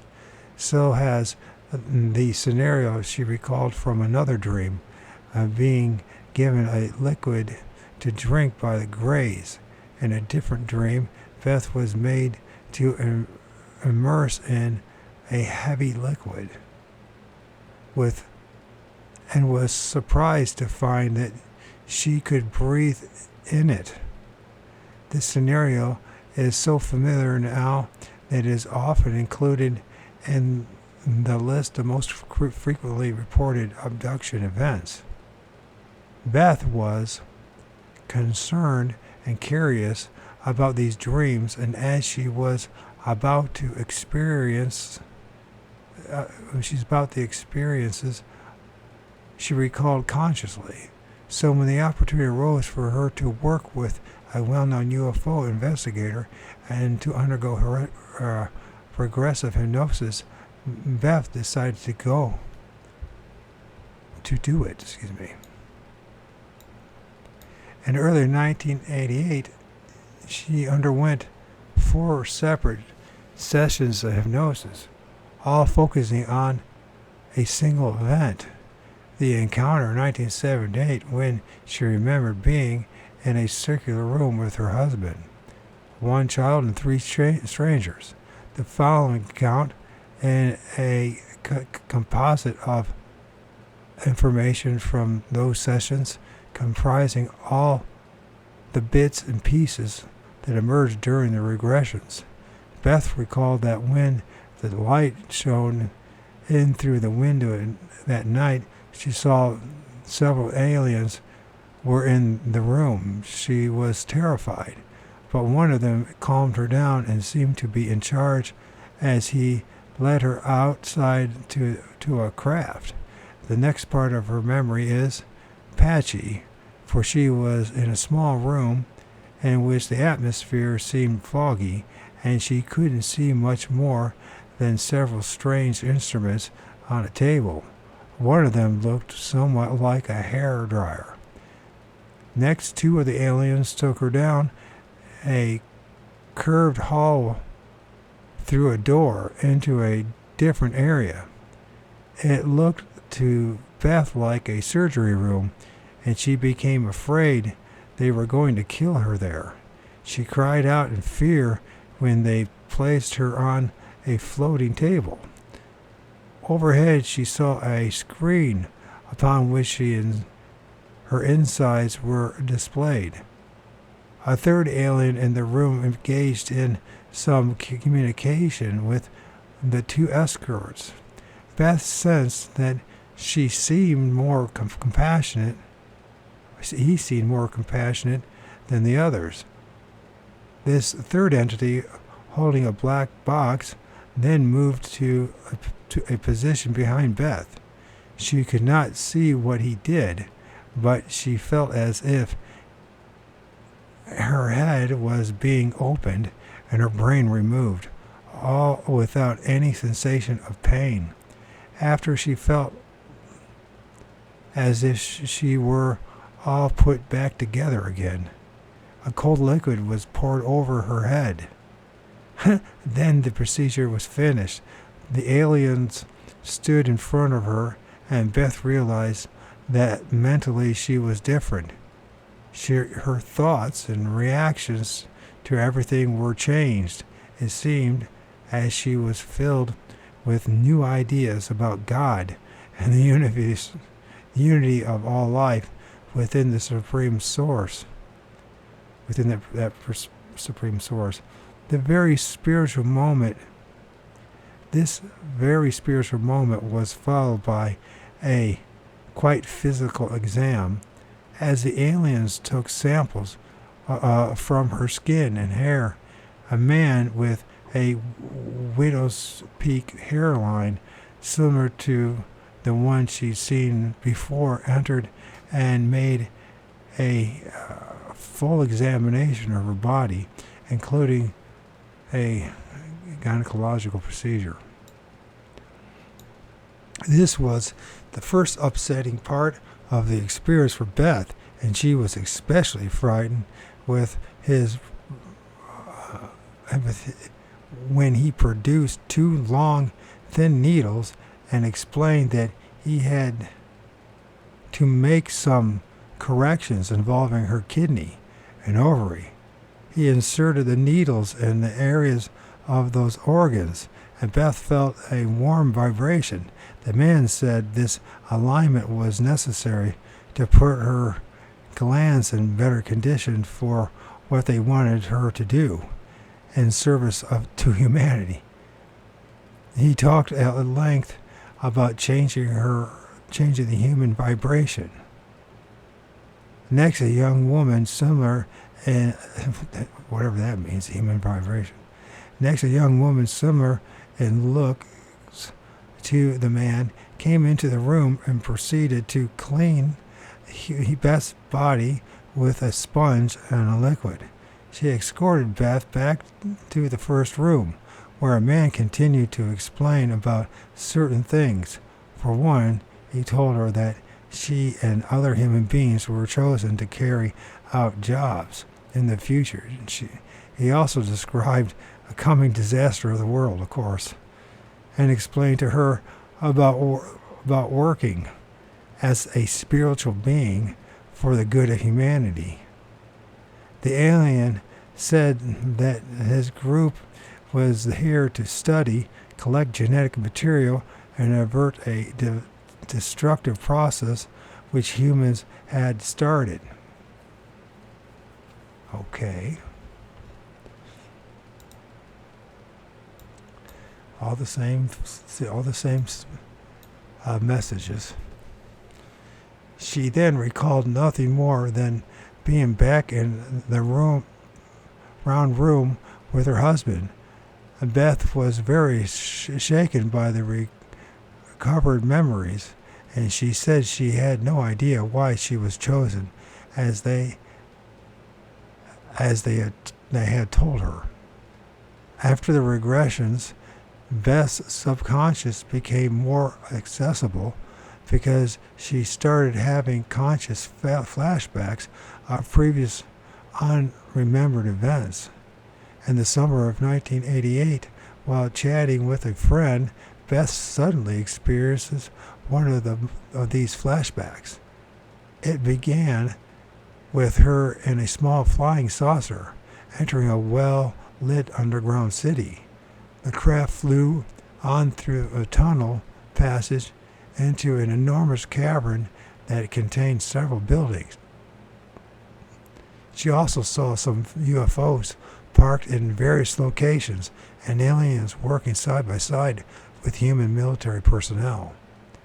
The next scenario is of Beth flying somehow through a body of water in a tunnel and then emerging from a lake. She also remembered trying to run away, but a big man grabbed her and said, we brought you here because we want you to see this. As a huge craft rose out of the water. Beth then got back into the little craft and flew up to the huge one. The entire memory was strange and disturbing, and Beth had no idea when such an event might have occurred. Shortly after the regressions in August 1988, Beth received a mysterious phone call from a voice that sounded as if it were coming from a vacuum. An unknown man said, "Elizabeth." "Yes," Beth replied. "Who are you?" "We know about your experience," the voice said, "and we know about all the problems and doubts you have, but we can give you proof." "Who are you?" Beth persisted. "Why are you telling me this?" "Don't be afraid," the strange voice continued. "We can give you proof. We want to talk to you. So next Thursday, go to the botanical garden and be there at 10. We know you. Don't worry about looking for us. Don't tell anybody and go there alone." Everything about that call was suspicious. The use of disguised voice, the disturbing references to Beth's experiences, and the insistence that she come by herself to the meeting, and she felt the call implied a threat. She told the investigator with whom she was working, but she didn't want to go to the garden. Later, however, Beth changed her mind, so she picked up the investigator and went on to the appointment place.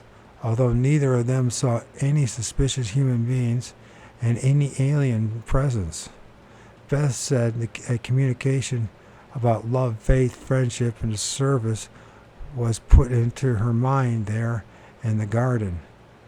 On the drive back home, Beth felt dizzy and ill. her body didn't seem to work right, and her sense of time was very disoriented. According to the clock, she even gained time on the return trip, and for a while thereafter, day and night seemed to go very quickly.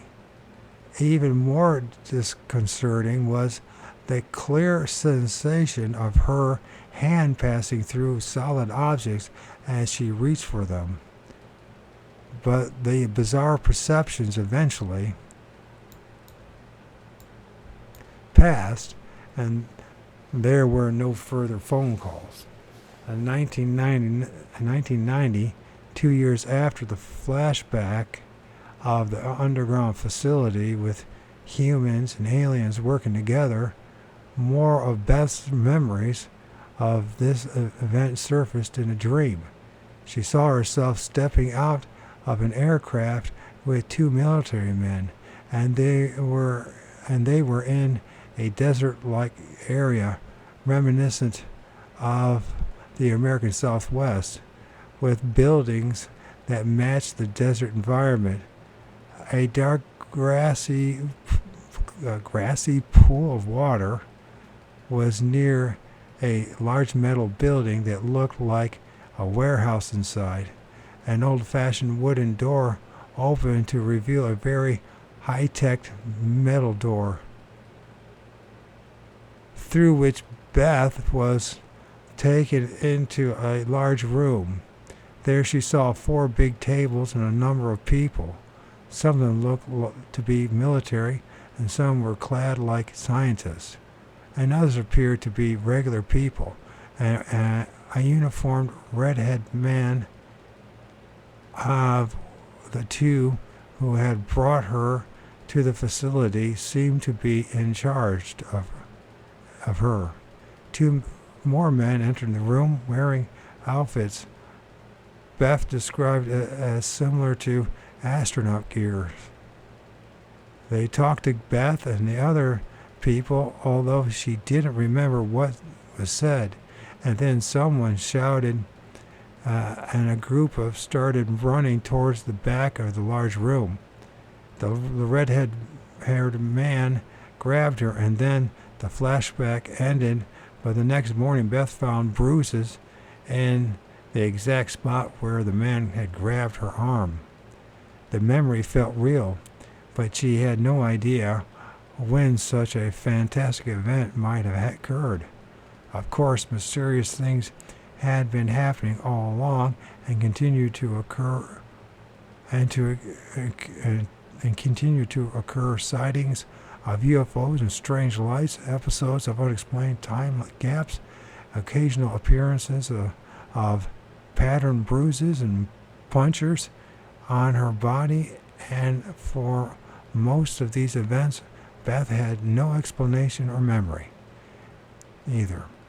It was clear that her conscious recollections about these things were merely the tip of the iceberg, and whatever lay behind the surface had been deeply suppressed. Beth might have been able to tell herself that all these events weren't real and that she had imagined them, until an event occurred which proved that the weirdness wasn't only in her mind. In 1992, during a visit to Miami, she and a friend were driving from his house to her daughter's home one night. A trip of 30 to 45 minutes on the turnpike. They started out at 9:50 p.m. and things proceeded normally at first, but then they both noticed that the other cars in both directions had disappeared from view. Beth saw a large, dark, shadowy form looming up ahead of them, which she thought might be a bridge. She reasoned that the bridge's great shadow had somehow blocked their view of the other traffic. At the very next instant, it seemed she and her friend felt the car set back down on the turnpike. The driver lost control of the wheel and fighting to steer the car out of danger, and Beth found herself inexplicably unlocked the seat belt and staring out the window and shouting, "Where are they? Where are they?" "How do you feel?" her friend asked. Confused, she told him, "My hair was standing up like static electricity, and there's a bad pressure on my neck and my forehead." Her friend said he was having the same symptoms too, and that he didn't know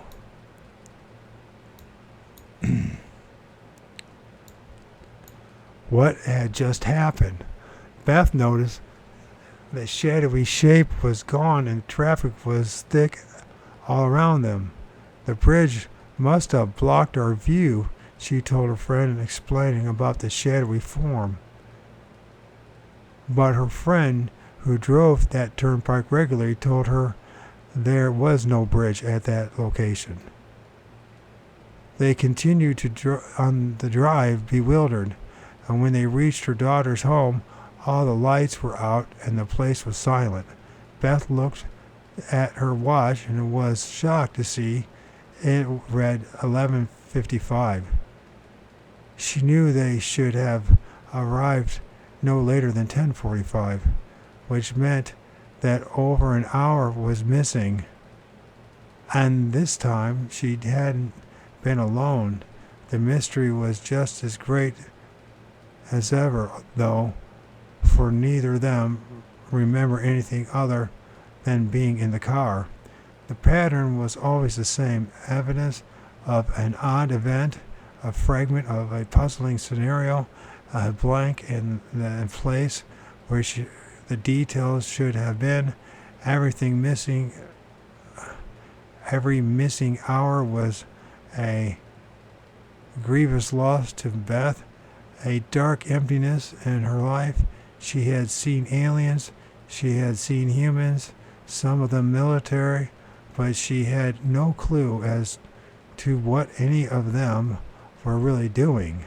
The agenda behind these events had remained unknown, and Beth had continued to struggle with her questions and her fears because the events continued to occur. In January 1993, for instance, when she was staying in a Miami apartment with her son and daughter, Beth experienced another missing time episode, and this time she discovered artifactual evidence afterward. The event was preceded by a number of odd but minor occurrences involving each member of the family. On Wednesday, June 27th, they had all gone to bed at midnight. Beth woke at 4:39 a.m. and went to the bathroom. On her way back to bed, she suddenly felt a compulsion and an instruction to go into the kitchen and pull up the window. She became afraid and fought against the urge, but still she walked to the window and opened it without looking out before returning to her bed. As she lay down, Beth gazed at the window and thought, "I don't want to see." She began to turn over the face to face the other direction, and at that moment she heard something that sounded like a train, followed by a sound of an electronic door closing. Rolling on over, she glanced at the window again and saw that it was daylight outside. The bedside clock read 6:45. 2 hours had disappeared in the time it took her unconsciously to turn over in the bed. The realization startled her, and Beth got up in great agitation. She went to the kitchen to make coffee and tried to figure out what had happened, but without success. When she went to take a shower, and that was when she noticed that both her knees were coated with a chalky white substance, as if she'd been kneeling in the unknown powder. But she couldn't imagine where she might have been, for the substance was unlike anything in her house. In spite of her agitation, the morning activities had gone on, so Beth woke up her children to get ready for work. Before he left, her son remarked that something might have happened to him during the night because he discovered a puncture on his forearm that he couldn't explain. And when they returned in the evening, Beth told them about the events of the previous night, and the strange sounds, and the missing time, and the white substance, and the apparent fact that she must have been out of the house temporarily. But her son, who'd slept at the foot of Beth's bed in a sleeping bag, said he didn't think that was possible. She was sitting in the bed last night, he told his sister. She acted afraid, talking to someone. I saw a figure in the doorway, he added, but at the time he said he couldn't get up and apparently fell back to sleep. Everything about the event remained a mystery. In this final account from Beth's ongoing experiences, an event occurred which had identical details to a bizarre report I had learned about from a close relative. Beth's parallel story confirmed that it wasn't the imaginations of a single mind. Either the aliens were actually doing these things, activities that were not familiar from other abduction accounts, or they were creating the same virtual reality scenario for at least two unrelated abductees. Beth was in Miami when the experience occurred, staying with a friend and sleeping on his couch. One night he awoke and watched in amazement as a rectangle of light, like a very thin page of paper, came in through the window. She could see an area in the center of the white, pink, and purple lights were moving about. The rectangle of light stopped in midair, and out of the center emerged a full-grown man, very tall and wearing a tight-fitting suit and small helmet. The man stood up and leaned over her, and bringing his face very close to hers. He was above her, but as she stared into his eyes, she said she felt as if she was falling. That's where the memory ended, and Beth was aware of nothing more until she woke up in the morning in a daze, groggy condition that persisted throughout the day. And during repeated episodes of such activity, she has no clear understanding of these events. Now that at first, she has no clear. And during repeated episodes of such activity, she has no clear understanding of these events now than at first. Okay, that's where it is. She does, however, have feeling about it all, and a certain beliefs which she clings. Although she is never certain of who has abducted her or what they have done, Beth feels that at least one of her experiences in the 1978 event involved a benevolent group of aliens. They brought me an enormous sense of, a sense of affinity with God. So this is one of them. They brought me an enormous sense of affinity with God. And she said, with the universe and with love. She also recognized that our forces seem to be a part of the overall phenomena. There's a battle of good and evil, she said, explaining her feelings about the situation.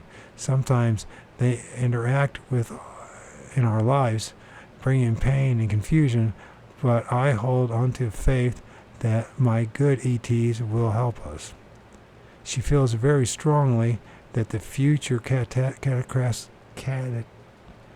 catastrophic events the aliens described will indeed come about, and that she and other abductees will play a vital role at the time. But that doesn't keep her from feeling fear and depression. More certainly, she fears the possibility military or human intrusions, unable to forget the threat that she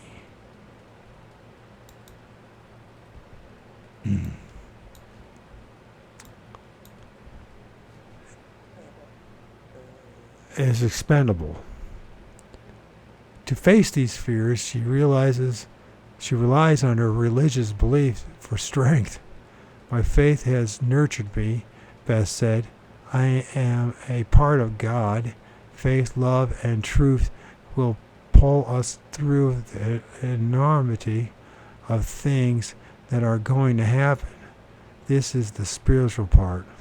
The physical part, unfortunately, continues to include anxiety, sleep disorder, sudden and total energy losses, and a number of health problems, and marks on her body that indicate the aliens are interested in more than just her spirit. And then you got some illustrations here. Illustrations, large craft into which Angie was abducted in 1992.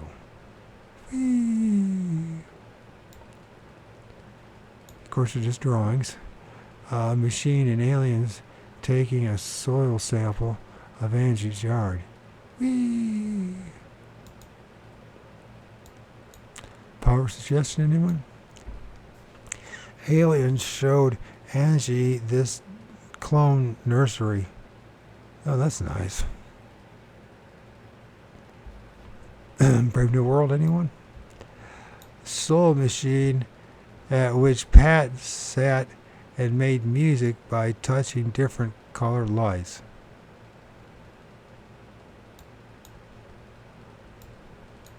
Then we got a drawing here. Jane saw 7 roped entities, one holding a brilliantly lit globe at a curved table. Yep, there's that thing. I've seen people film that out in the field and before researching. Jane's vision of aliens activating certain Texas. Jane's vision of aliens activating certain Texas locations. Activating, huh?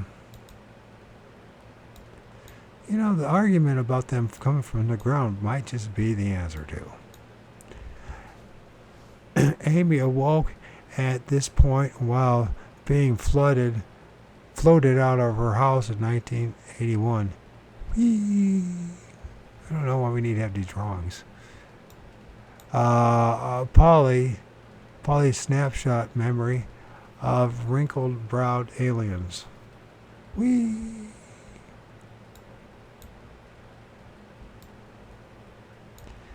Amy with masked aliens in underground facility. Slit-eyed human figure Amy met with masked alien. So that's got to be slit-eyed one, and that's the masked one, huh? Snake eyes.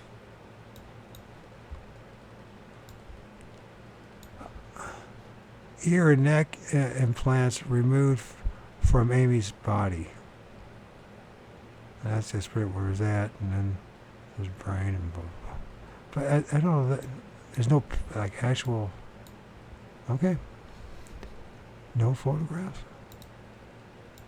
Just some of these artist renderings, huh? Now I get to read about Jane. Subject number 7.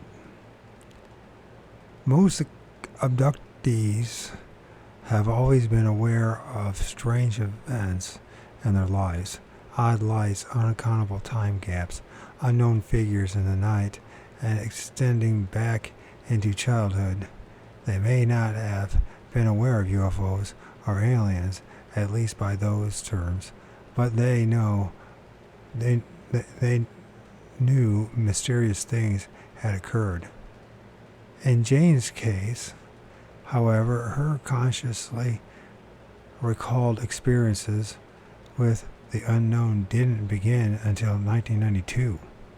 Since that time, she has witnessed almost every typical detail of an abduction situation, a life worth of experiences in less than 2 years. And with all the evidence so recent, her situation offers an excellent opportunity for research. She was eager to share information after our initial contact, and she genuinely wanted to understand this mysterious new puzzle in her life. Born in 1943, Jane has Irish, English, German, French, Creek, Cherokee, and Apache ancestry. How the hell can you have all that?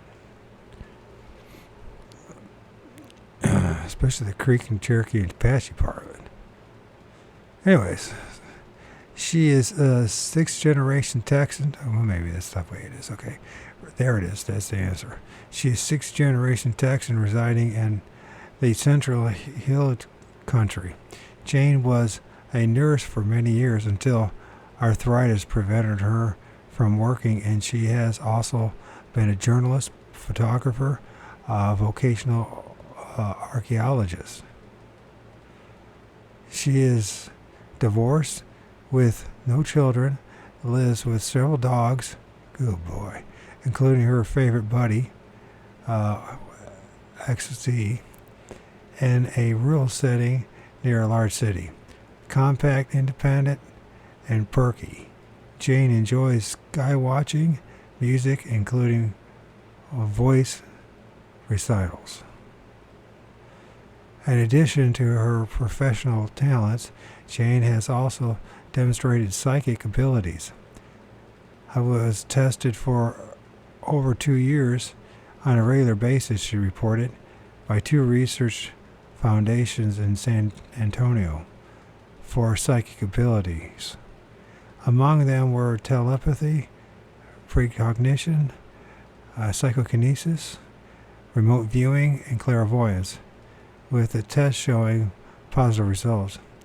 Since the UFO activity has started, her psychic senses seem to have increased. Lately, my psychic abilities have intensified to the point that it's hard for me to be around groups any length of time, she said, without feeling mentally assaulted and battered. These abilities may be part of the reason why Jane's flashes of memories have come so often while she has been conscious, rather than only through dreams. Her UFO involvement began in the summer of 1992 with a multiple witness sighting and a number of strange events soon to followed. Something deep and profound has been occurring in me since July of 92, she said in our first correspondence. If you ask me if I've been abducted, I have to be honestly say I have no absolute memory per se. I can only point to my scars and say I think something has happened, but cannot remember, only flashes of things, and I am not sure I can trust the flashes. Like Polly and several others, Jane was not eager to claim abductee status, nor that her experiences would be confirmed as absolutely real by an outside observer. In fact, she made no claims at all about what these events and alien agenda might be, but did hope to find answers. And when she realized the possible implications of several events, Jane approached the phenomena from an investigative point of view. This involved keeping scrupulous journal entries, not only of sightings, flashbacks, dreams, and odd events, but also of her physical and emotional responses to these things. She filed sightings reports with local MUFON group and hosted several parties of sky watchers on the property. Further, Jane attempted on many occasions to photograph the UFOs as well as helicopters and odd planes, sometimes invisible ones, however, which overflew her house.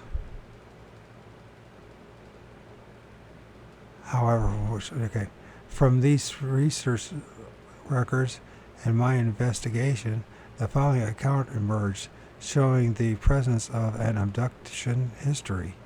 In Jane's case, several things are noteworthy. For one, the frequency of her UFO sightings is well above that of the typical abductee, and several of them were multiple witnessed and photographed.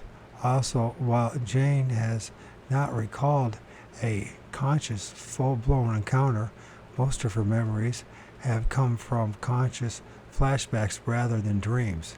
Her dreams, by the way, are vivid and frequently recalled, but they seem only occasionally to contain alien-related information, and this is usually in a screen form. Finally, Jane's experiences have involved a number of telepathic communications and sudden knowings of messages or information. She remarks the date of her involvement from the August sighting, but a couple of months before this, Jane sensed something different in her environment.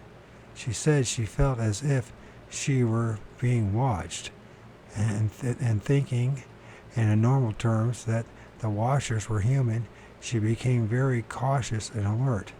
For a while, she resorted to carrying a gun, so certain was she of an unseen presence.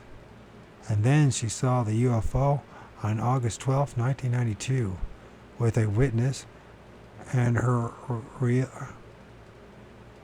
reality began to shatter. Since it was during the Perseid meteor shower, is that how you pronounce it? The Perseid, Perseid meteor shower. And my mother had never seen one. Jane said, we decided to get up at 4 a.m. at the height of the shower and go get a good look. We didn't really see many meteors, but we stayed out even though that was disappointing. At about 5:30, I saw a white bright light doing odd maneuvers in the sky overhead.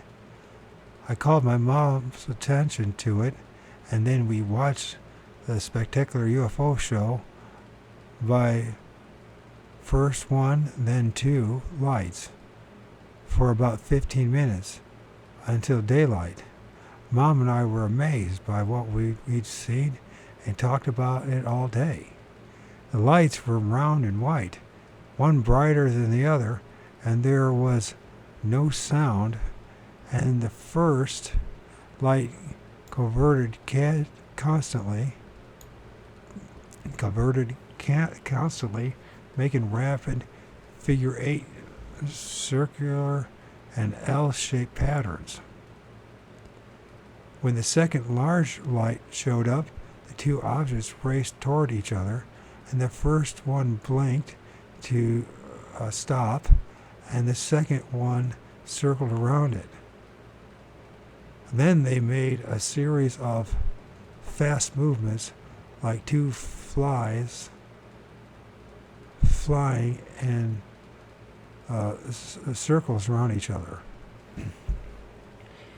They separated for a while, each engaged in its own aerial maneuvers until the second object departed to the west. The first object remained in sight, flying in various patterns until the rising of the sun obscured its light.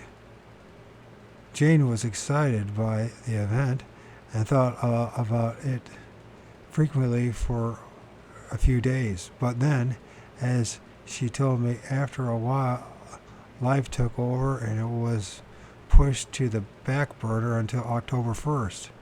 Her sister came to visit that evening, and when Jane mentioned that bats had been coming to catch bugs around the outdoor light, they went out to watch them.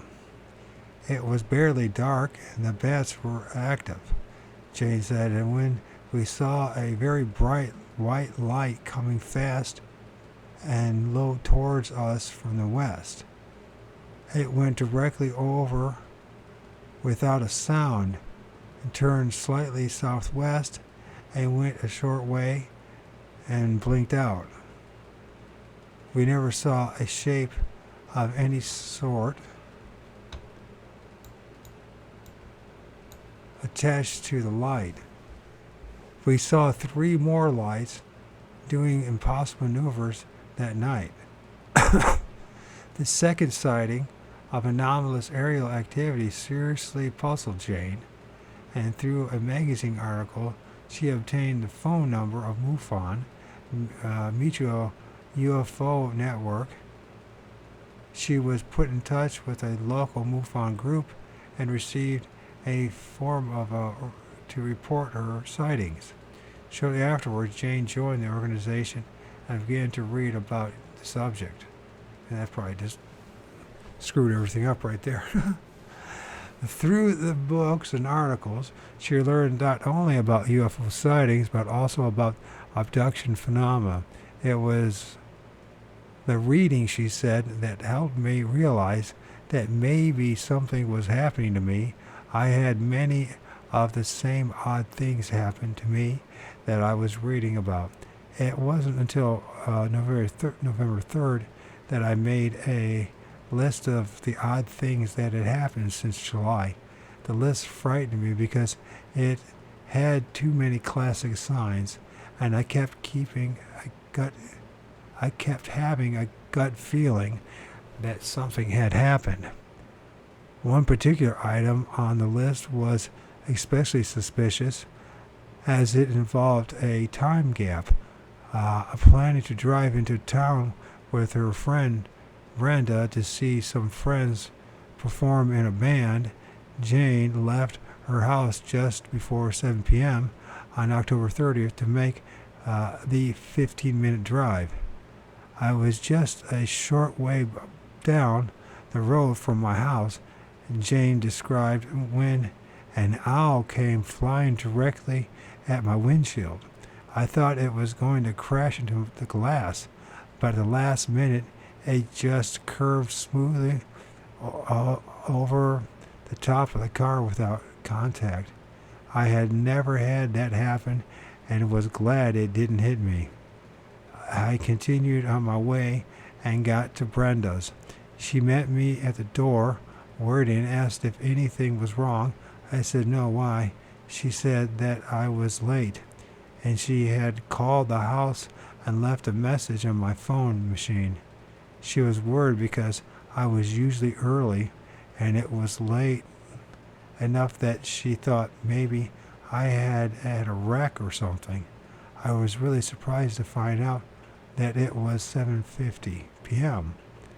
I couldn't account for the time loss because I should have been there at 7:10 or 7:15 at the latest. The whole thing made no sense, for Jane went back through the trip mentally several times and could not find any reason for the 30 to 40 minute delay. Not even a moment out of sequence, but something didn't feel right, she said. I think it worked on my subconscious because it was 3 days later that I made the list of all the curious things that had been happening since July. 10 days later, Jane began keeping a daily journal of events. She woke up that morning with a bloody nose, sore throat, large bruises on her arm, for which she couldn't account. She had not been aware of anything unusual other than a vague sense of some activity. Many of the oddities she noted were too ambiguous to give her proof of any abduction or alien involvement in her life, but the UFO sightings were real. That much felt certain, and they continued to recur, so I should say, not reoccur. The very next one, in fact, was even preceded by an announcement of sorts, and 3 p.m. on December 1st, Jane suddenly received a communication, a very clear message that the UFOs would show up that night for her to photograph. She was given excellent instructions to clear her lenses and put new batteries in her camera. I'll get my camera and they'll show a sign to me. I noted in my journal, I feel it strongly. At 5:30, she had prepared with a palette, binoculars, the camera, some more clothes, and at 6:40, the UFO appeared. Jane quickly snapped 5 photos. One of them turned out well, showing a large single light of which the back portion appears wider than the front. It wasn't as good as she hoped, but good enough to make her determined to shoot more photos, since the UFOs seemed to be showing up rather frequently. And after the fulfillment of the telepathic communications promise, Jane couldn't help but feel that the mysterious phenomena of lights in the sky wasn't a random occurrence. This seemed to have a connection to her. The next day, December 2nd, when she returned home from voice lessons, Jane entered the house and discovered an unrecognizable odor permeating the air. She described it as acrid, strong, heavy, sharp, pungent, and tangy.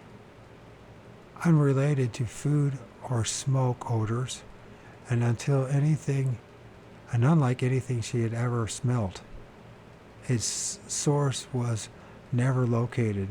That night, Jane witnessed another anomalous light. This one was not in the sky, but rather low to the ground and very close to her house. It was shortly after midnight, and she had turned off the light for the night. I was lying quietly on my back thinking, Jane said, and my blinds were open. Shortly just beyond the trees, I saw a flash of blue light.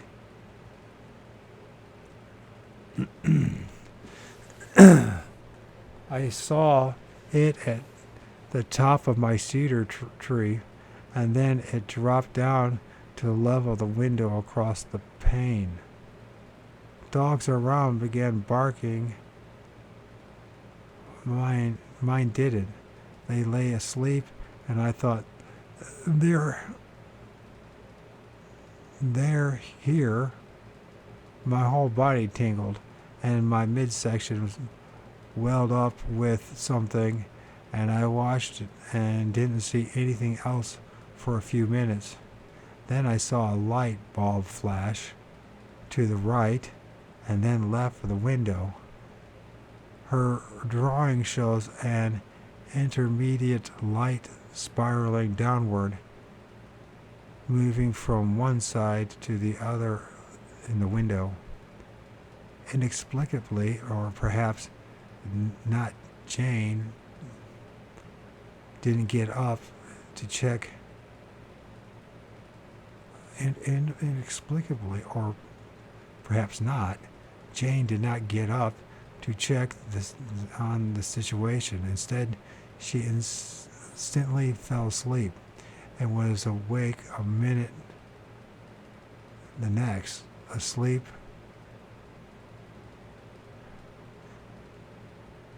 She was awake 1 minute, the next asleep. Her journal notes, I guess I was scared. 2.5 hours later, at 3:40 a.m. on December 3rd, Jane woke up. She felt instantly awake and alert, as if she hadn't been asleep at all, and stayed up the rest of the night. Around 6 a.m., Jane happened to look at her back and was surprised to see 2 fresh scratches on her left shoulders, and a scratch and a welt on the left one. She also noticed as the day went on that she was having difficulty discerning right and left directions, something that had never happened to her before. This last 2 weeks, as did an almost total loss of short-term memory. So this lasted 2 weeks, as did an almost total loss of short-term memory. I really like that.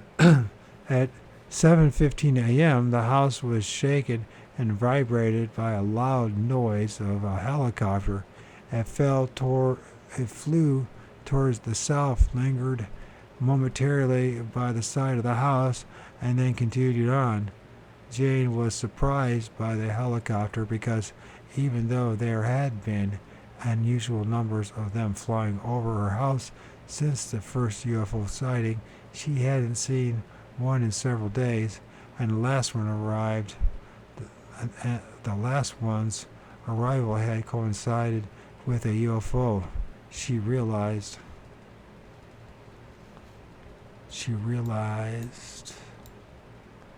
just as this one showed up, only hours after the blue light's appearance. She wondered if she were imagining connections that didn't exist, if her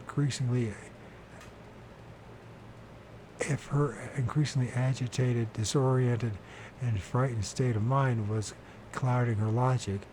But the nervous feelings continued even though she tried to explain them away. The strobe light scared me because there was no sound, she noted in the journal, and the light was too close not to hear if it was a plane or a copter. It was a silent light. Silent light, silent light.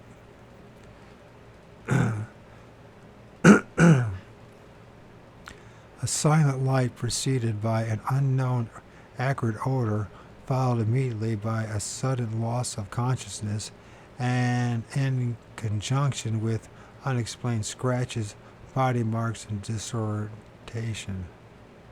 All that were missing were the memories. On the evening of December 4th, Jane found another unexplained injury, a quarter-sized bruise on her right hand. Examining the rest of her body, she also noticed a new addition to a pattern of marks which had been showing up on her forearm. They included 2 circles and 2 lines of V-shape in a V-shape. And now there was also a cut line connected to the larger circle, as well as a small red dot near the other circle. The closing line of her journal entry for that night included a very intriguing final line. Felt better after I talked to SL and laughed tonight. I needed it. I feel good. Up. I am not so afraid to see them now. I feel a lot has been connected in my mind. 2 nights later, Jane recorded a curious dream in which occurred between 11 p.m. when she went to bed and at 1:30 a.m. when she awoke. On the surface, nothing about it seemed related to any of these previous events, but an examination of several details shows a possible screen memory or screen new event. A group of women arrived at my house for a birthday party, she noted in the journal. They seemed familiar, but didn't know any of them from real life. They were purposeful and quite determined. We did some unrememberable things in a small house. I stayed mostly in the bedroom. I was disagreeable after a while, and they were put out with me. One of them knew better, and she was the leader, and they were about as tall as I don't remember spoken words. At one point, I was really disagreeable and tussled with them. They left me in the bedroom and conferred together in the kitchen. It's weird. Finally, they came out and said they had to go. They began to leave as a group, and I felt bad about what I had done and asked them to reconsider. They said no and looked put out. They began to leave, and I watched them go, sadly and relieved, too. The leader did all the communicating. Jane enclosed a number of words in quotation marks as if to suggest that they weren't what they seemed to be, including birthday, real life, and bedroom. Do they suggest that the purpose of the group's visit was not her birthday, that they might be familiar from experiences that weren't part of Jane's normal life, and that the room was not a bedroom? The group's demeanor is not festive, but rather purposeful and quiet. No one speaks but the leader, a curious term for a social visitor. She didn't remember her activities with the group in the bedroom, nor why she was disagreeable. And next page. Resistant. Whatever occurred was clearly not a party game, and finally her feelings about them when they prepared to depart are strongly ambiguous.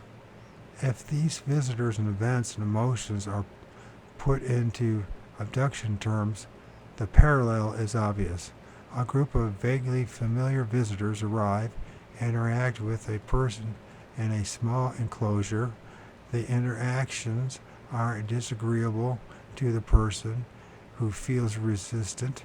Only one of the group, the leader, communicates with the person, and when the visitors leave, the person has confused emotions and can't recall all the details of the interaction. Given these parallels, it may well be that Jane's dream images screened an actual alien abduction.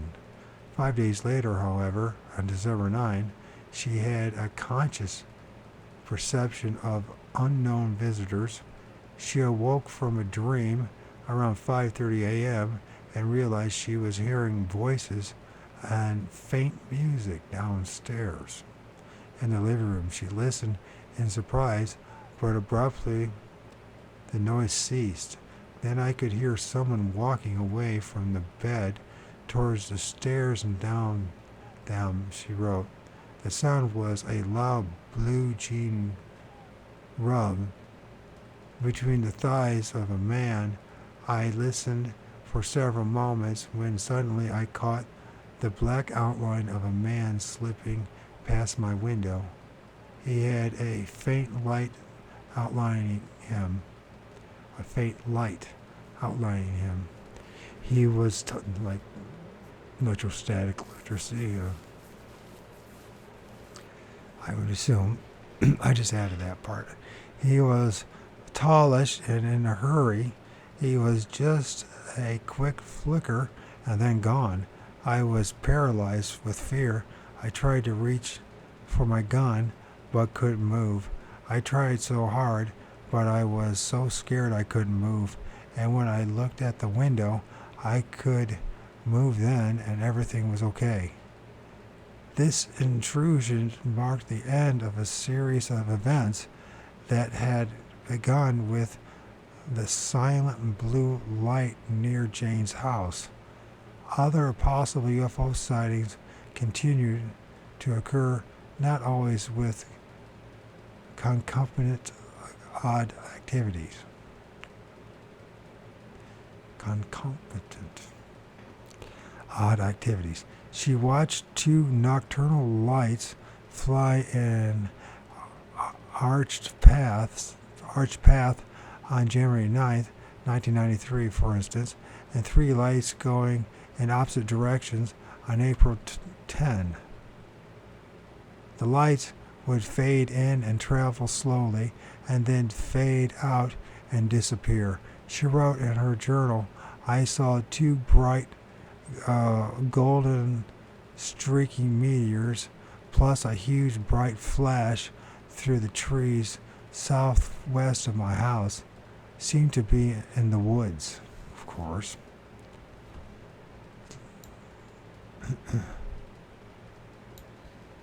A lot of electrostatic electricity is generated in the leaves rustling against each other in the woods.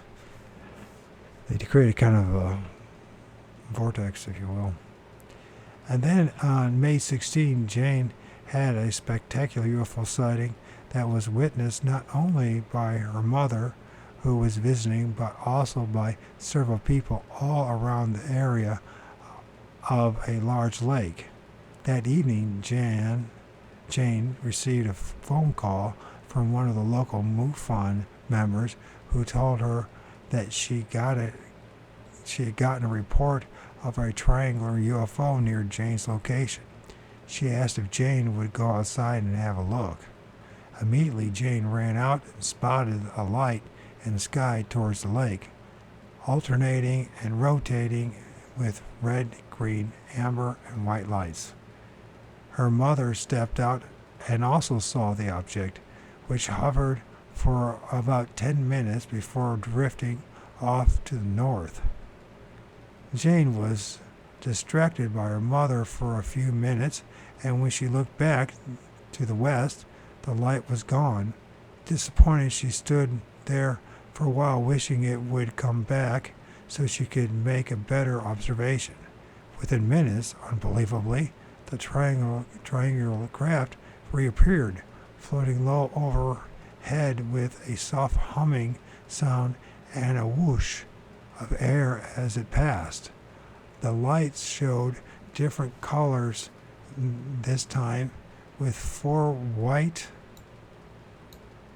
next page, lights down its sides. A big white light on the front and a blinking red light. As it turned out, there were quite a few witnesses.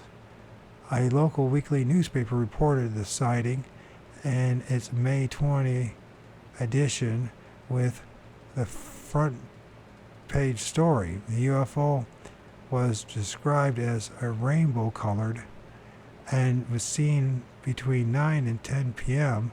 A couple of hours later, the UFO had returned, and perhaps a different craft, because the police started getting reports around midnight of an object with orange, blue, and white lights which appeared to descend and land in a field.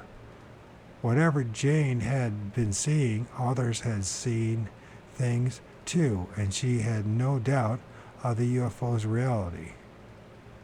Nor could she ignore the weird external events and oddities that had been occurring since her first sighting in the summer of 1992. The list of these events reads like a litany of peripheral abduction activity. To begin with, not only did she see the anomalous flying lights, Jane also occasionally witnessed smaller, closer, more personal displays. Sometimes they were nearby in the woods, and sometimes even closer, as in the instance where two bright lights zipped between Jane and a friend with her on the skywatch. Bizarre electrical disturbances recurred, such as a radio suddenly turning itself on, and a television turning off, and a broken ceiling light turning on by itself. After 5 months of not working, Jane also had strange phone activities over these months. She received silent calls and numerous wrong number calls of a suspicious nature, and her answering machine behaved oddly. Additionally, she noted a number of time discrepancies. There were many unexplained noises in the house that had not been present before, loud pops and pings and creaks out of the ordinary, as well as humming and buzzing noises and strange clicking sounds on occasion. Outside of the house, loud helicopters started flying overhead at odd times of the day and night. When Jane reported this activity to the local UFO study group, the pattern changed for a while, and instead of helicopters, she witnessed a variety of planes now buzzing the property, including visible ones. Several times Jane awoke with her panties inside out, even though she is certain she didn't remove them.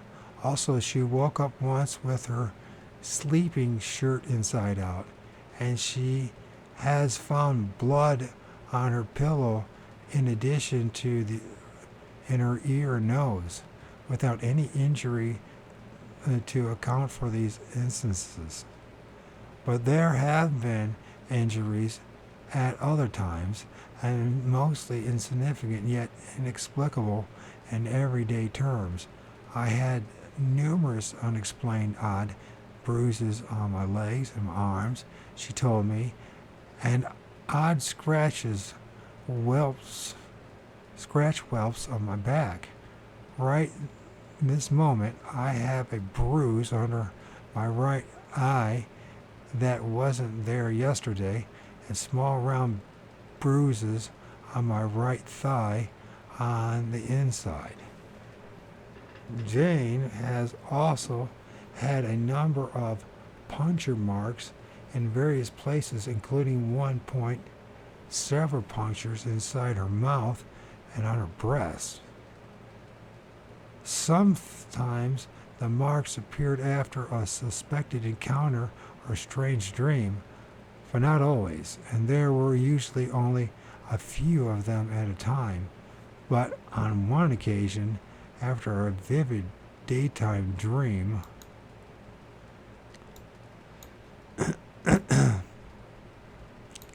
of seeing a gray, Jane found a number of body marks.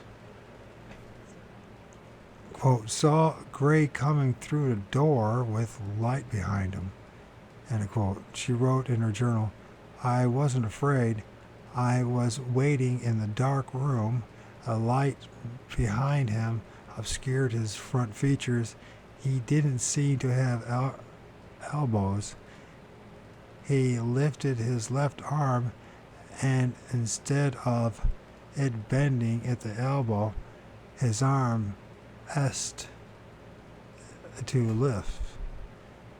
No elbow was used. His hands were oversized with a covering. Seems like he had a willowy neck. His entire body was willowy, slender, slight, fragile-looking, grayish color, at best as I could see. Jane remembered no activity in the dream, only seeing the gray. But that same day, she discovered an extraordinary number of new marks over her body, from her calves and to her shoulders. Jane and a friend counted and photographed 10 scratches, 13 bruises, 5 scrapes or scooped areas, 2 punctures, and an equilateral triangle of 3 dots. These appeared to have been very recent because 8 parallel claw-like welts on her shoulder faded away during the morning hours. For Jane, the UFO sightings and the physical marks were hard believable evidence, things that could be photographed and to show that something unusual was going on in her life. She had no photos, however, of the UFO's occupants, nor whoever or whatever had caused the body marks. What she did have were flashback memories and subconscious images of scenes in which she was with aliens.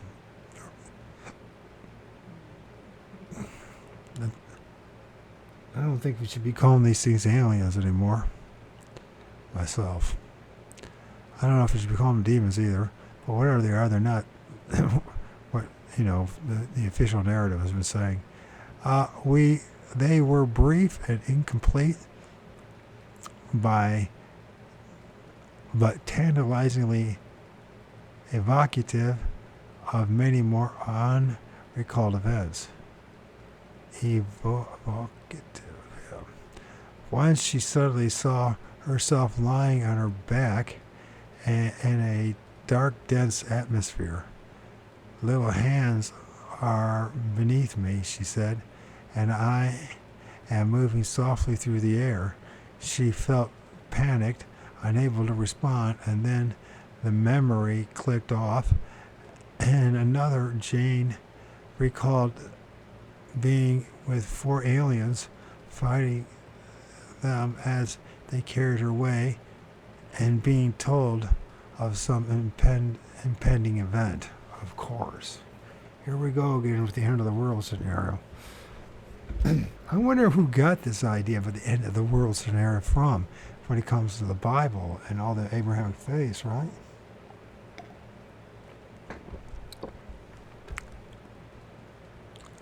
One sudden memory showed her on a table with 4 grays around her, and one of them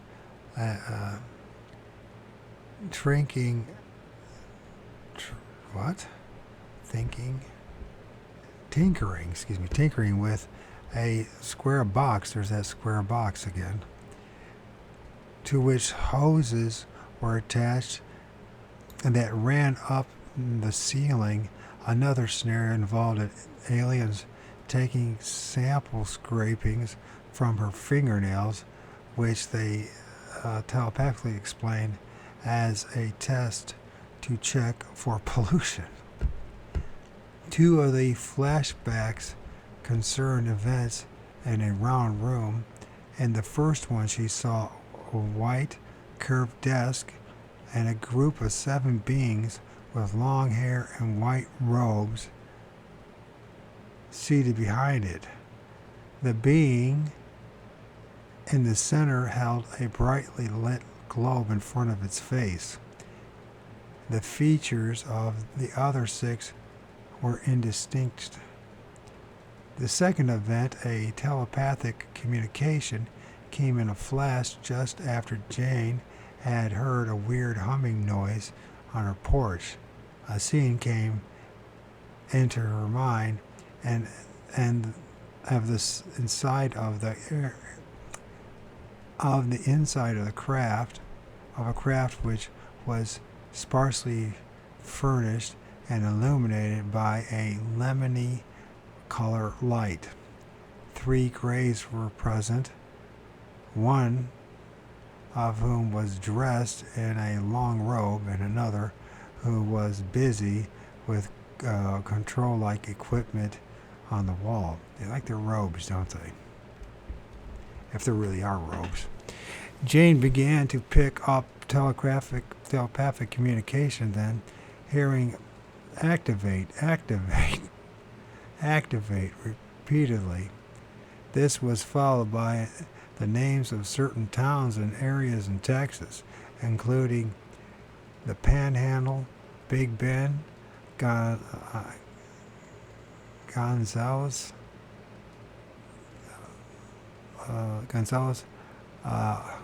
oh God, this is where my pronunciation goes. Leonode? No, that's not how you pronounce it. Let's pronounce that. There's Gonzales, and then how do you pronounce that town?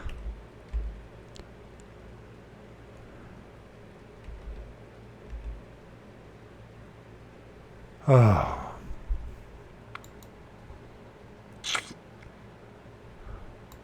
Llanos. Okay. So, Panhandle, Big Bend, Gonzales, Llanos, St. Louis, Texas border. Oh, I made a mistake. Next page. And the St. Louis, Texas border. Well, the image just continued in her mind. The humming noise on the porch grew louder and followed her inside, where the implanted vision continued. One of the grays turned as if to look at Jane with an expression of parental amusement.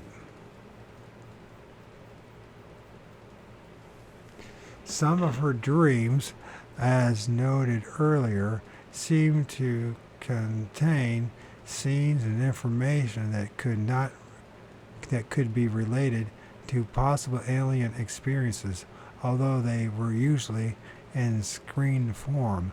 A few of the dreams about impending disasters and UFO landings, either to invade, monitor, or rescue humans, are common among abductees. Also common are dreams about sickly babies, acts of telekinesis and levitation, and strange people's faces very close to one's own. Jane has had only these dreams.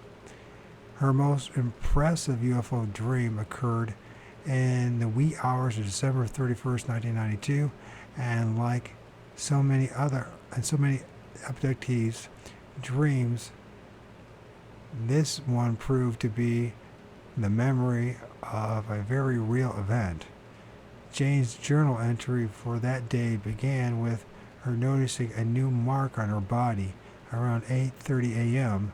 It was a strange grooved line over 1.5 inches long on top of her shin bone near the ankle. Then she described the dream. How vivid dream, she noted, with extraordinary auditory and clear images.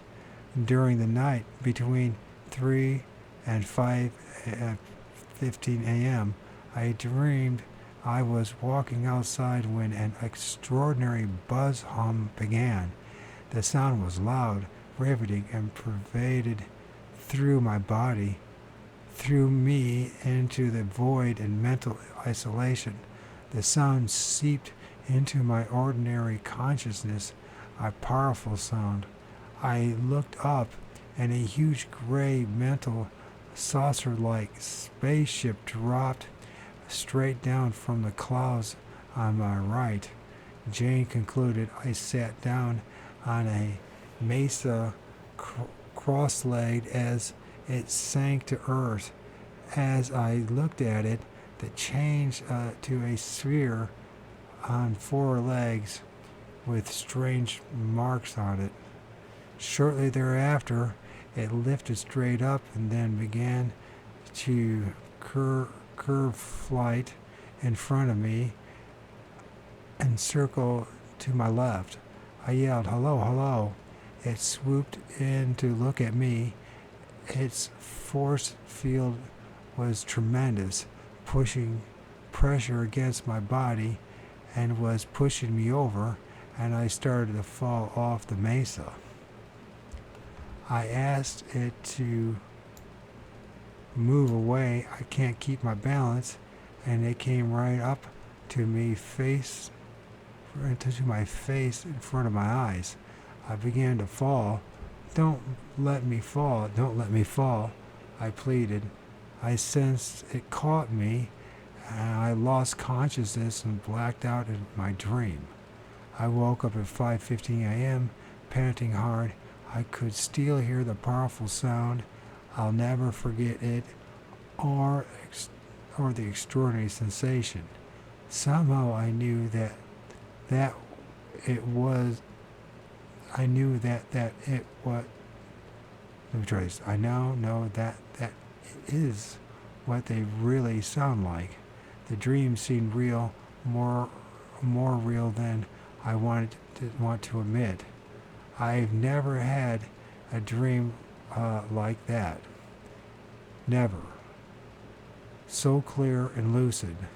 7 months later, Jane decided to undergo regressive hypnosis to explore some of her strange memories and experiences.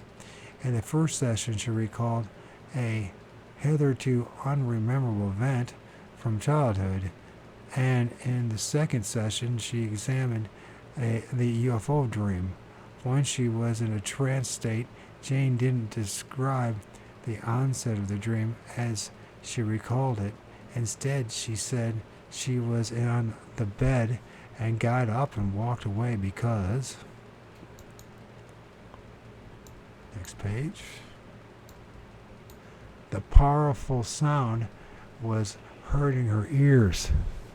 And then I got back and sit on the bed.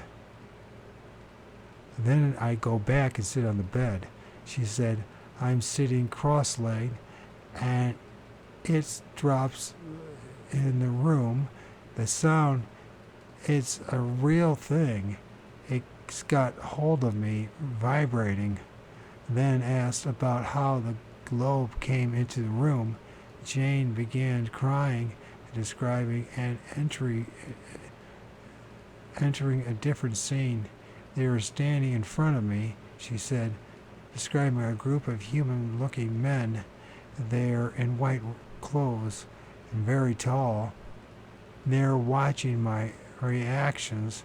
I'm standing barefoot on a cold, shiny floor. The sound's coming from my chest, a vibrating sound they're all making. They're all looking at me intently. They're tall and pale. When the hypnotist asked if she knew them as friends, Jane said, "They're not enemies. They're talking, telling me their energies going in it and vibrating sounds that I am anointed, that whatever hard times may come, to have courage, that there would be times when I must need the shell to protect myself. But I have to learn to help build it, and that not even the most solid shell could help protect from some of the stuff, but it would do me well, at least attempt it, and that I will be frightened at times, but that fear is transitory and that it doesn't really hurt me." "Oh," she said suddenly, "but now I have to go in the other room."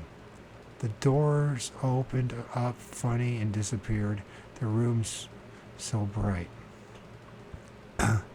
Jane then described a brilliant room made of light that felt like a cocoon.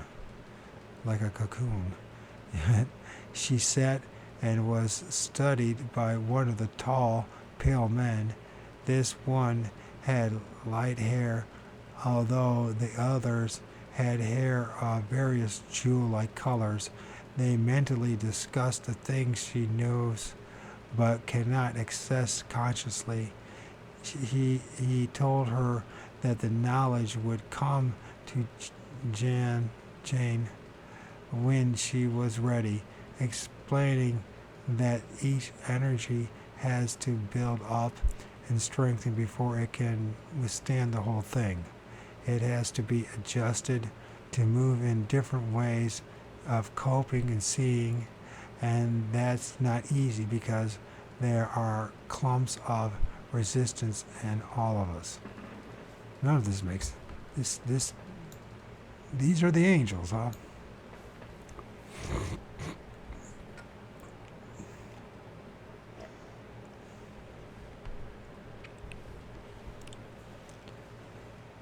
When asked if this unexpected scenario was related to the dream of the UFO and the desert-like mesa incident with which the regression had begun, Jane said that it was, although she didn't make that connection clear. "The tan world is a representation of reality," she said, "and the different subtle shadings show how they could each fade into one another to make a whole, but yet are different. It is an actual place, yet it's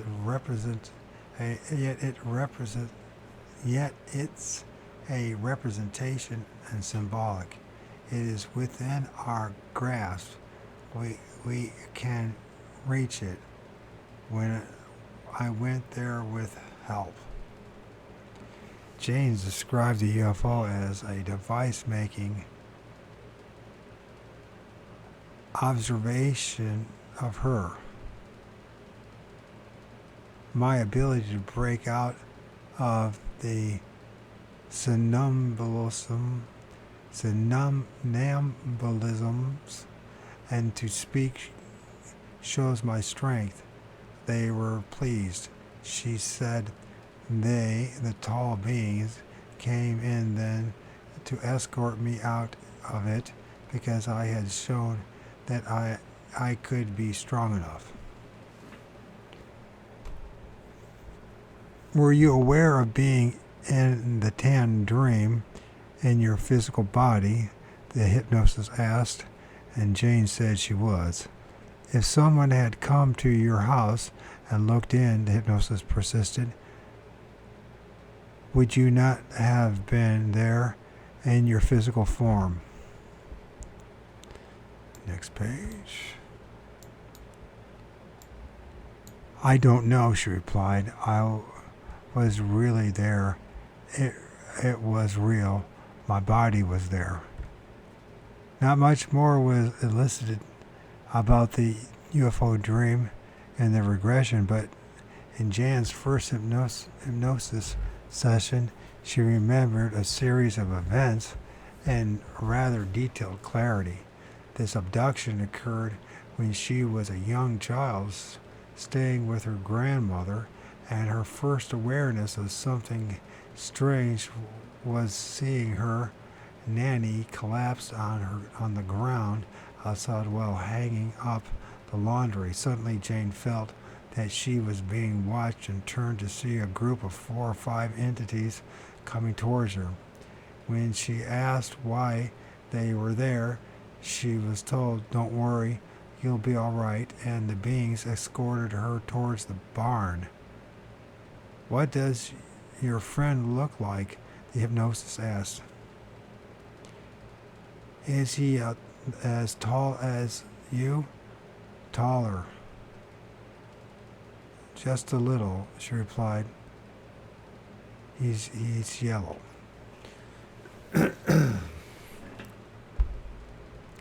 Jan's memory of the following events was patchy and confused. She thought the main entity led her into the barn, where she was placed in something like a bucket and swung around. After this, she recalled being physically examined, helped down naked from the table, and taken into a different room by a friend with dark, slanted eyes. "It's round and bright, bare," and Jan described, "I see colors, or just colors. The top is blue and the dark is royal blue. It's a pretty blue ceiling. The floor tickles my feet, tingling. We walked through the room and came to where all the animals are. And when I asked more about the animals, including a deer which she pets, she suddenly skipped to a scene of her crying beside Nanny, again still immobile, slumped over the clothes basket. Once Jane was calmed down from this, the hypnosis took her back through the entire scenario. This time Jane could see more about the examination and other details. When the bucket stopped moving, "Where are you?" she asked. "They held me out and set me on a table," Jane said. "It's a table. I've always been good before. Why are you crying so much?" "I don't know." He says, "I'll get over that. I won't feel so bad when I get older." What wouldn't feel so bad?" "They're coming, their visits. It's so kind. They look at the right side and the left side. They lay me down, pick my legs up one at a time, and it tickles. They pull my toes and rub their hands up the sides and say, 'Turn,' so I turn." The exam continued, in which Jan was poked with an instrument that reminded her of a chapstick. Then she was taken into the colorful room, and from there to a third location. We got into the room with all the green. "It's so pretty," she described. "I see big plants and animals and colors too, flowers and beautiful trees. I see rabbits and I see deer and bird. Oh, down there in the water." Next page. "What water?" "There's a lot of water. It's like a huge swimming pool. Something swimming in the water, but I want to see the deer. I walk over and see its eyes. It's white." "What about the water?" the hypnotist asks, because Jane had turned away from that image very nervously. I know what's in there. I don't want to look, Jane resisted. I don't want to look. You don't have to look, the hypnotist reassured her, but the images was already clear. I don't know what it is. Its head is really big. It's green, Jane said apprehensively, and then, in a panic, she shouted, oh, oh, ah, oh, oh, ow. It's got me. Oh, it has me by the neck. Ow, let me go. Oh, oh, my ear hurts now. Jane was so upset by the recollection that after she had regained a calmer state of mind, the session was brought to a close. Afterwards, she described the water creature as having a long neck and some sort of knobs on its head. Something painful had happened to her ear, and then the creature disappeared back into the water. She remembered nothing more until the entity took her back to her grandmother, who then recovered consciousness. To date, whenever she had tried to read the transcripts of both regressions, she becomes so physically and emotionally upset that she can't do it. But these are fairly mundane events with the abduction scenario, and her overreaction may come from events which are still suppressed in her memory.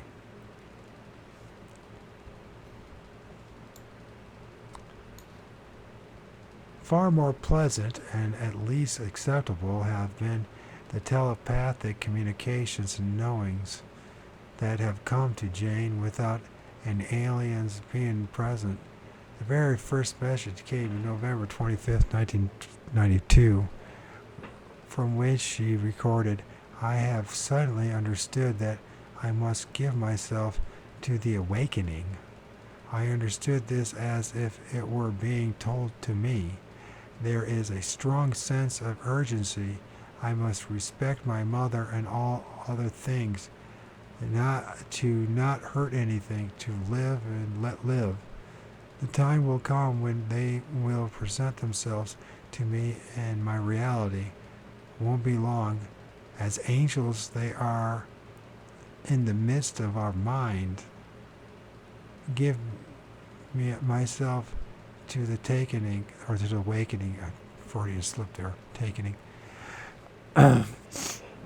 Give myself to the awakening, to this, to do things in a good and calm manner, and everything will be okay. The second message on December 1st gave instructions and warned her to prepare to photograph the UFOs, which showed up as promised. April 22nd, 1993, she had another revelation. I understand I am to get all my notes together for Karla and her work, she wrote. What I have will be very helpful to her and is to be given freely as she asks. I am to make no special efforts to share. I am to make special efforts to share all with her.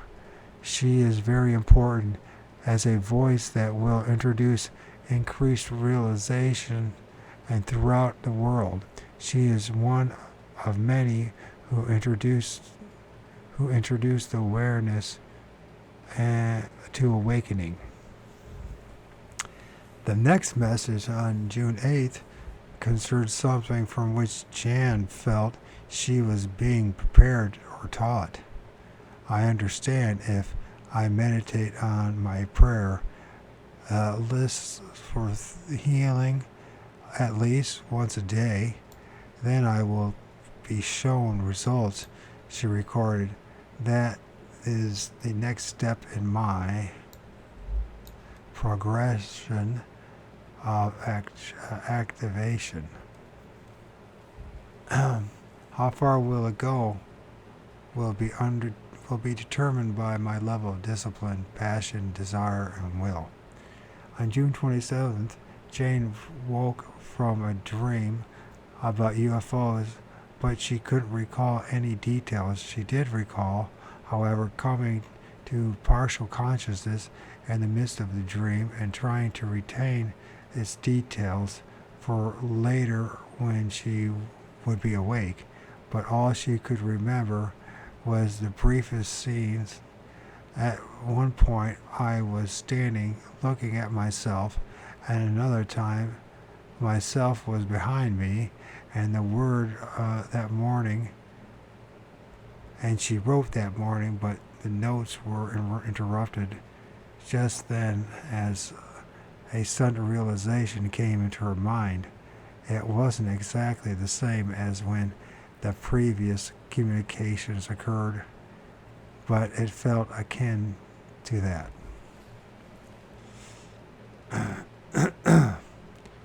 All of a sudden, I can remember the dream lesson given to me last night, Jane said. It was illustrated and demonstrated to me the truth that I am truly a spiritual being. I'm animating a body. How do you know that? If they lied to you about everything else, how do you know this is true now? I am something separate from the body. The body is a tool, and I am entrapped in it. But I can separate from the body before death, and have done it many times without conscious knowledge. I am a pure spiritual being when without the body, and I will be again. Patience is required. I am a spiritual being only animating a shell. The body is nothing. The soul is all. On September 30th, a telepathic communication told Jane that she was now ready for the next level and the beginning of other things.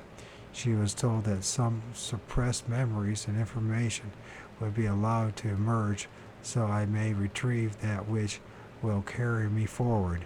She saw herself as a single mirror of mankind, aware of choosing either to uplift or tear down by her actions and intentions. The following month, Jane experienced 2 more communications. I understand I am to attempt to rid myself of all violent and negative tendencies. Didn't know she had them. I didn't know. Where's the evidence she had it? To let go of controlling impulses. She was told during the first one, and the second one was simply, I understand truth is a lonely territory. Truth is lonely, each of his own. To disdain is incorrect.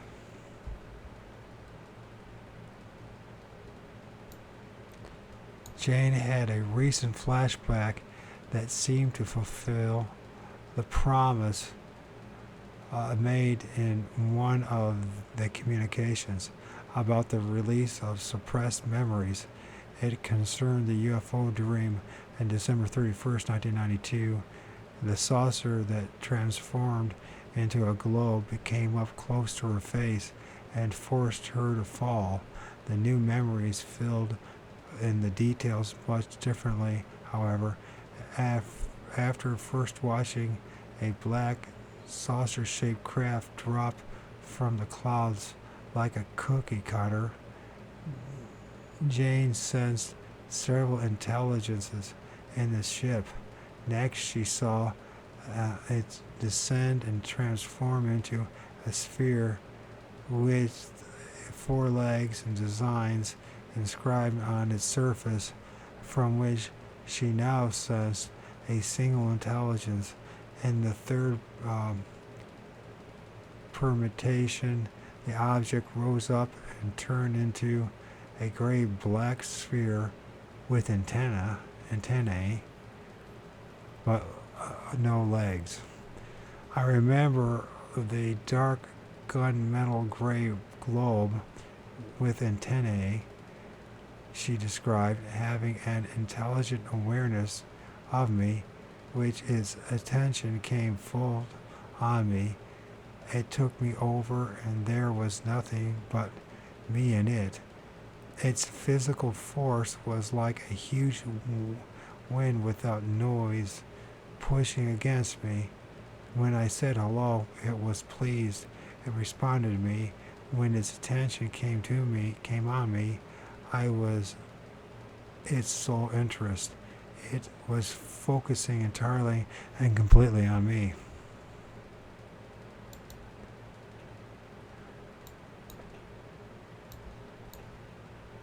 That's a good place to take a break. Forever 8.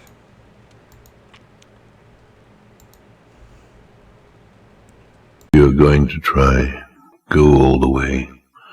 Otherwise, don't even start. If you're going to try, go all the way. This could mean losing girlfriends, wives, relatives, jobs, and maybe your mind.